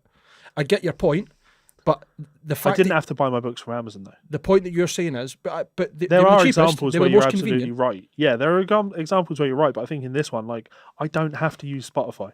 I don't have to use Spotify. You don't. It's just convenient. But that doesn't make you a hypocrite. That just means that you are, if you are aware enough to point out the hypocrisy and damning this and using the service, then you're self-aware enough that you are part of the system. What I want to believe is I enjoy Spotify as a service. I love it as a service. What I want to believe is that if I say to enough people, actually, Spotify is a great service and you should become a paying subscriber on Spotify, I want to believe that that's going to generate them enough revenue that they'll make a profit and pay tax. But, I actually don't believe that would ever happen. And it's the same with Amazon. That's how Amazon got so big. Everything was like, we lost money this year, but it's because we reinvested so much into this and we've put this in place. And it's just all about disgusting growth over and it's worked any value. But like I say, with my business, there has to come a point where they go, we've done it. We've invested so much in growth that we are now unbelievably profitable. I'm not unbelievably profitable, but you're comfortable. I'm all right. Yeah. So cool. Well done, Spotify. I'll just read out some of those stats because they're bragging about them. They're fucking bragging about them. This is interesting. Exponential growth in podcast consumption. 700,000 podcast titles on the platform. 200% growth year on year in podcast consumption hours. Spotify podcast ads powered by streaming ad insertion. This is something we should probably look into. They are investing heavily in podcasts, and they actually do say that this is a big reason that we've seen so much growth because podcasts are popular. So I hope people are listening to. Do you listen to many podcasts? I don't actually. It's something I'd like to do, but see with work, how busy you are. Yes, with work, etc. Yeah, I didn't get the chance. Yeah, maybe I will now. Yeah, hopefully. Launched in India. They are announced partnership with President Barack Obama and Michelle Obama's Higher Ground production company. Yeah, they're acquiring podcast companies. Yeah, connecting with creators. User experience innovation. Do you think that Spotify are doing an Amazon and just growing and growing and growing to the point where they're going to own the rights to music? They're never going to grow the same way Amazon because they can only provide music and they can only provide music, which is something that consumers don't value. So you're right. It's horrible to say that, but they've devalued their own product. You're so fucking right. Yeah. I saw a screenshot the other day and I sent it to Nancy. I was laughing about it and it was like, hey, it was like a message on Facebook to a DJ company. Hey, so-and-so, can you put on this when we've got an event for 150 people, dinner, etc., blah, blah, blah, but there's no budget, but it'd be great to look on your CV. And the question back was just, what do you do in your day job? And the guy wrote oh, I'm a plumber by trade. And he's like, cool, do you want to come back round to my house and you can fix my toilet and fit a new shower? I'll be happy to tell people that you've done it, but I can't pay you. And he's like, that's not how this works. And he's like, exactly, that's not how this works. Yeah, story of our lives. Right, two quick things. This Fortin amplification post. I've had somebody reach out to me just recently talking about the guy that works for Fortin and how there's a big movement to get him deplatformed. I don't agree with deplatforming as a whole, but I do agree with drawing attention to somebody's shitty practices. You know what I mean? Elaborate, because you're kind of talking. So there's a guy that works in like social media marketing and PR for companies, etc. That is responsible for this post. Okay. And he has a bad reputation among companies and people in the he's got a very bad reputation, basically. Okay. And a lot of people want him taken down a peg or two. Right. I know one person who's like that, but I don't know who would be out vindictively to remove that person. It'll not be the same person. No. I'm sure I probably... Well, the guy that does this type of thing for Ormsby. But there are guys that do this type of thing and they do it for 6 or 7 different companies. Yeah, I get that. A social media manager. Yeah, they cheat their way into these positions with lies, and they set up tons of sock puppet accounts so they can sort of falsely boost interaction on posts and then go back to your boss and say, look, we're getting a lot of interaction, and actually they're responsible for about fucking 30 or 40% of it with their sock puppet accounts. This post, I laughed at this when you sent this to me. Having said that, it is entirely possible this was posted as a quote, but I don't think so because there are tags in the post, and I think if you were copy pasting this as a quote, you would have to then go back and put an @ before Fortin Amplification to make it an actual tag. Probably. And also, Fortin Amplification Inc. is tagging Fortin Amplification Inc. There's no reason for to do that. So this was posted in Fortin Army, which is like a Fortin Facebook group. Yep. And it was posted by Fortin Amplification Inc. Yep. So that the business's official page. Yes. Years ago, 2013, I joined the Randall team for one reason, and that was Mike Fortin Mike Fortin, as I like to call him. Mickey, has he put Mickey? No, he has put Mike Fortin. Mike Fortin, or Mike Fortin, as I like to call him. Right. We talked about this head in 07, and I saw it born last year at NAMM. This year, I finally own one. I honestly am in tone heaven. This is more than I ever expected, and it's all that I ever wanted in a head and more. I can't stop playing it. Thank you, Fortin Amplification, for killing it. Written really badly, terrible punctuation, random capital letters. Yeah, and then hashtag, I will crush your little head. Hashtag, weapons of massive boners. Love and light, M111. And someone's just responded, this is weird. It's Fortin Amplification thanking themselves. And that was like that for a good hour. I haven't checked it afterwards, Yeah. but what a fucking weird post. So Yeah. your context to that is potentially... Potentially, I need to dig around and talk to a few people. I've been linked. It was funny, actually. I was talking to a guy about this guy, and he was telling me about the names of a bunch of this guy's sock puppet accounts. And then, like, randomly, one of those sock puppet accounts added me on Facebook. And I immediately was like, no, I recognise that name. And then I checked the profile. I was like, very thin on the ground in terms of actual content there. So, okay. Yeah, this will potentially be a developing story. I will find out more as and when I can. And it's one, like I said, I don't really believe in deplatforming people. But if someone does something shit, you damn right I'm going to point it out. Going to catch them in the act. Right. Do you want to talk about this one? It was just a kind of talking Final point I had with recommendation? you. Yeah, so I'd like to... We're not doing an album club or anything anymore, really. Maybe we need to bring that back, but I've been getting a lot of recommendations of cool music, just through myself, through Kieran, through friends, people that are into a lot kind of more different music than me, or different to the stuff that I would listen to day to day. And this is one that was recommended by a couple of friends, Ryan Blaney and Nicky Callahan. Thanks very much, boys. I think it was Nicky that put it on originally. Anyway. Oh, yeah, this is a Nicky tune if ever I heard one. Oh, absolutely. Into it. But yeah, as soon as you tremendous. said that. So I'd imagine the majority of you are aware of who Charlie Puth is. He did the song with, pardon me, I don't remember who it was. It was the Paul Walker tribute song. Remember that did one? he do that? Yeah. Okay. So he had an album out before that, but I think that was his big thing. And he's had quite a few good chart hits since then, but they are like unashamed general pop songs. Right. But on the album Voice Notes, there's a track called Boy. This was released on May 10th, 2018. It has 22.2 million views on Charlie Puth's YouTube channel. If that doesn't speak volumes, I don't know what does, but this is a fucking banger. You weren't too keen on it. No, I agree with you in that I really like the keyboard tones. I think the overall soundscape is really interesting. It reminds me of childhood. I said it reminds me of like Sega Mega Drive sounds. Mm-hmm. He actually talks about being a 90s kid in there, Mm-hmm. which adds credence to that idea. My only issue with it was I felt the vocals are a bit overproduced, but of course this is modern day pop, so it has to be overproduced. Mm-hmm. I actually, I do like auto-tune for what it does, like for how it can be used. I don't like to hear it as a tool, Yep. And I think the only people that really complain about auto-tune are people that work in audio. I half work in audio, so I'm getting better at spotting little artifacts of auto-tune, whereas I appreciate that for 95% of people that listen to it, they're just going to go, cool, yeah. Mm-hmm. It's something that I'm not going to go Glenn Fricker about it, but yeah. Please don't ever go Glenn Fricker. Please don't ever do that. What I would say is, I've seen a few videos of Charlie just like jamming live or whatever. Yeah. There's actually a really good one of him and John Mayer. Right. Just telling you how John Mayer had that, I don't know if it was a podcast or whatever, but him and just people randomly jamming. And there's one that's him and Charlie Puth, and it's really good. The thing I did like is there's a solo on this, isn't there? There's a tiny little... It's just a wee segment, right? Yeah.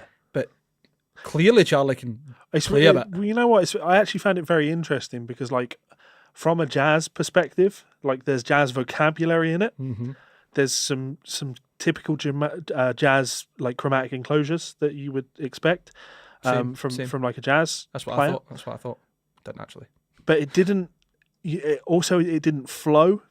Like, there's some nice ideas. It's like he plays a really nice jazzy idea, and then there's like another 2 bars where in it he just plays like 2 random notes that aren't as in the pocket.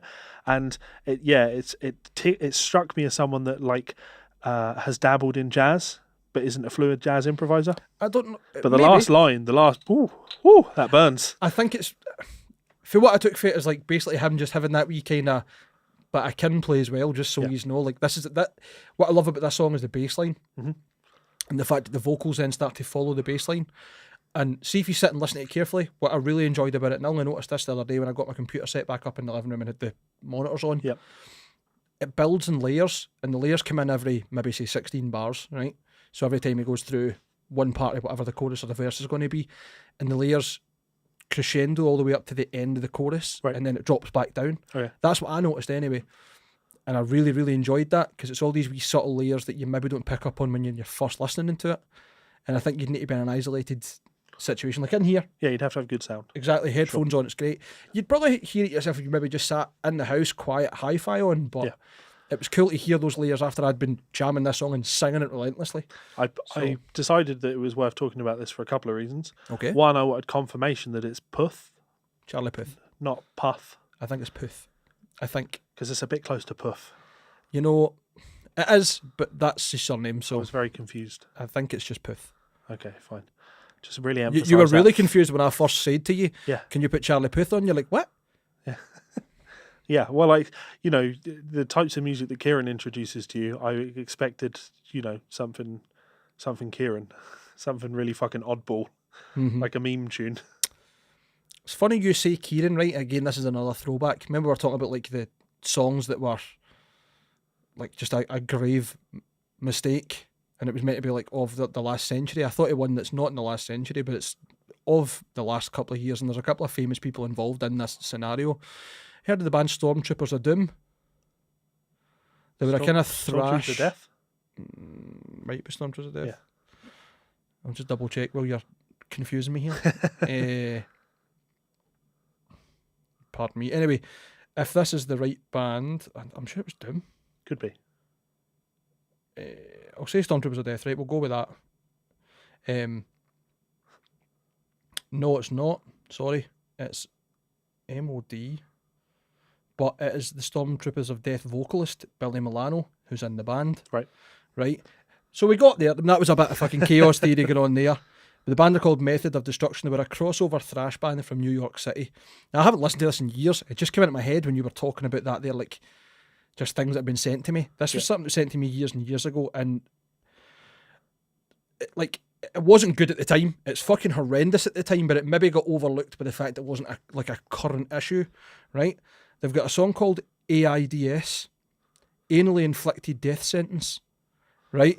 And the lyrics are fucking horrendous. Like, see, when I thought about this, I hadn't heard this song in years, right? It came into my head, I'm like, fuck me, man. Like, when I first heard it and I was young and immature, I didn't think it was good because it's a shit song, but I was also not aware of how terrible the lyrics were. I just kind of thought, oh, great, me and Edgy Patter, fantastic, well done. Fucking brownie points because you posted it in MySpace. Yep. But the song starts with the lines, you're accused of the following charges. You're a woman trapped inside of a man. Your sexuality no one denies you, but your preference we can't understand. You are the loneliness of all people. It's time for you to realise AIDS, like the plague, is from God, for he sees something wrong in his eyes. Pardon? Yeah, okay. Yeah, I'll, when was that released? This was 1987. Ah, no, you do miss the decade. That's but- what I'm saying. I know it wasn't in that bracket, but Jesus fucking Christ. And I know that Billy Milano's been questioned about it a few times, and he always is like, sheepishly, like, I'm quite embarrassed, I shouldn't have said that. Like, just, no, you definitely shouldn't. But if you believe this, it's even worse. If you think this is like the kind of thing that you should put out in musical form. Yeah. And it gets worse. It actually gets worse. I'm not going to talk anymore about it. If you want to go and listen to it, and I think it was an attempt at humour. My understanding is it's meant to be like politically incorrect and just deal with it, snowflake. But like before all of that shit happened, before anybody had ever seen fucking Fight Club and started misappropriating the word snowflake. Was I reading about this guy Who, Billy Milano? earlier? Yeah, I don't think so. I think I might have been. I mean, He's in Anthrax, or was in Anthrax. no. Sorry, he was a roadie for Oh no, Anthrax. it's Frankie Palmieri. From a Muir. Yeah. What were you reading about him? That he does not renounce. Sorry, that he does renounce but doesn't apologise for his past lyrics.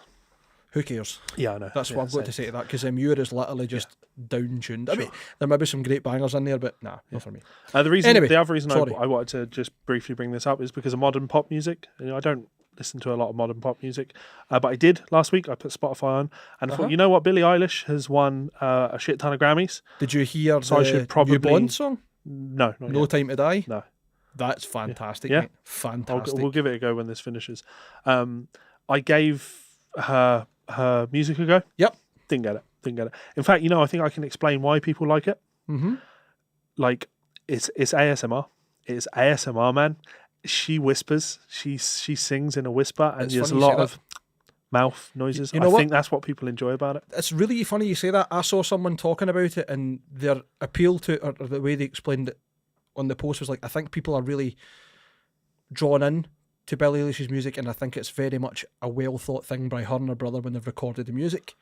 She sings in such a quiet, gentle timbre that you stop and focus because you're concentrating and hearing. Yeah. And then you hear that she's got a great voice and potentially, I mean, that was a home recorded album and that won the best production of the year or something. Yeah. Right? And fucking good on them, man. Like, Totally. fucking yeah. That's why I wanted to listen to it, not because I didn't want to be one of these cunts that is criticising her for it. I'm happy for her fucking success. Amen. I listened to it, and then I can, being me, I can talk about the things I liked about it. I like the layers of harmony that she has with her voice. Very She clever. creates these very rich, like, pads of harmony. It's like Brian May's guitar playing. Yeah, but a little bit more like Bjork. Yes, I get what you're saying. There's not many. I was talking to Kieran about Billie Eilish the other day, actually. I sent him the new Bond theme, and I was like, what do you think about this? This is a banger. And he's like, this is really good. We also spoke about one of her songs called Ocean Eyes. Right. Did you hear that in the album? No. That's maybe not on the album. I wasn't listening to the album, to be fair. I wasn't on Spotify. I was on her YouTube, and I was looking at her big hit singles. The big hit singles are like catchy pop stuff. She's got other songs I couldn't even describe it as catchy pop stuff. It was like I didn't different. really get hooks from any of it. It was like- mood music. It's like that Lord, if you remember her. Yeah. Same idea as that, I think. Yeah. So there you go. I listened to some actual modern pop music that I'm people are surprised. talking about. That's good. I like to where possible. I just don't know what to listen to. You know? Just turn the radio on, find an artist you think, that sounds good. Honestly, as The daft thing as with that radio sounds. is you have to spend loads of time waiting for something. True. I just want to hear what the Grammys are useful for me because I can see who's popular and go, okay, I've heard this name. I should probably pay them some mind. now. Right, well, I tell you what, right? This was a beautiful segue to what I was going to suggest, right? I didn't tell you this beforehand. With this being a great pop song, right? And I really enjoyed it, and I think people who listen to it will get something from it. Will we try and come up with one each or between us for every week to suggest out to either to each other and to the pop greater song. masses? Yeah, like something that's like, what have you heard that's maybe not right now, could have been maybe the last 5-10 years, but just a great pop song and why it's great. Sure. Like, just give this a listen. This is what I like But about no it. obligation. No, of course not. Because I'm not going to go terrible. looking for things. But if I hear something and I think, I'll bring that one up on the guitar. I'll bring Session. recommendations as much as I can. Right? Great. So, Okay. Sweet. Right. Are you ready for this plug? This show has been brought to you by Ormsby Guitars. If you are unfamiliar with Ormsby and what they do, I would recommend you head on over to ormsbyguitars.com. Absolutely wonderful instruments made out of Australia by Perry Ormsby. You know, they focus on a lot of really interesting things, probably most notably the multi-scale thing. You can see a couple of them hanging behind my head. I am a big fan of the Goliath series. Having said that, I've also almost ordered myself a Hype over the years, and I think the thing that Ormsby do that, well, lots of companies have dabbled in, but they do a great job of it, is these runs of builds. You can go on their website now, check out the pre-order section of their website, and you will see a series of upcoming runs of guitar. You can get in on those with prepayment plans and really get yourself a nice, well-built instrument for an unbelievable price. So thanks to Ormsby Guitars for supporting the show. Go and check them out and let them know that we sent you. Thanks very much. And that brings us to the end of a rather tumultuous Guitar Souls episode. Lots of technical difficulties in this one. I'll do my best to get this together in one coherent rambling. Thank you very much for listening in. Please do check out the link below. I need to make a I'm Not a Lawyer t-shirt. I better remember to do that. Grab one of our t-shirts. Support the show. It is very much appreciated. Appreciated. Wow. Yeah, tell your friends, tell your enemies, all that good stuff. Any closing messages for the guys, Mike? Thanks again for listening. Sorry for the issues, as Levi said. They shouldn't notice them. It's just going to take me hours to find them and fix them. Sorry for the issues that didn't happen. Yeah, exactly. You don't know. Right, until next time. Bye, fuckers.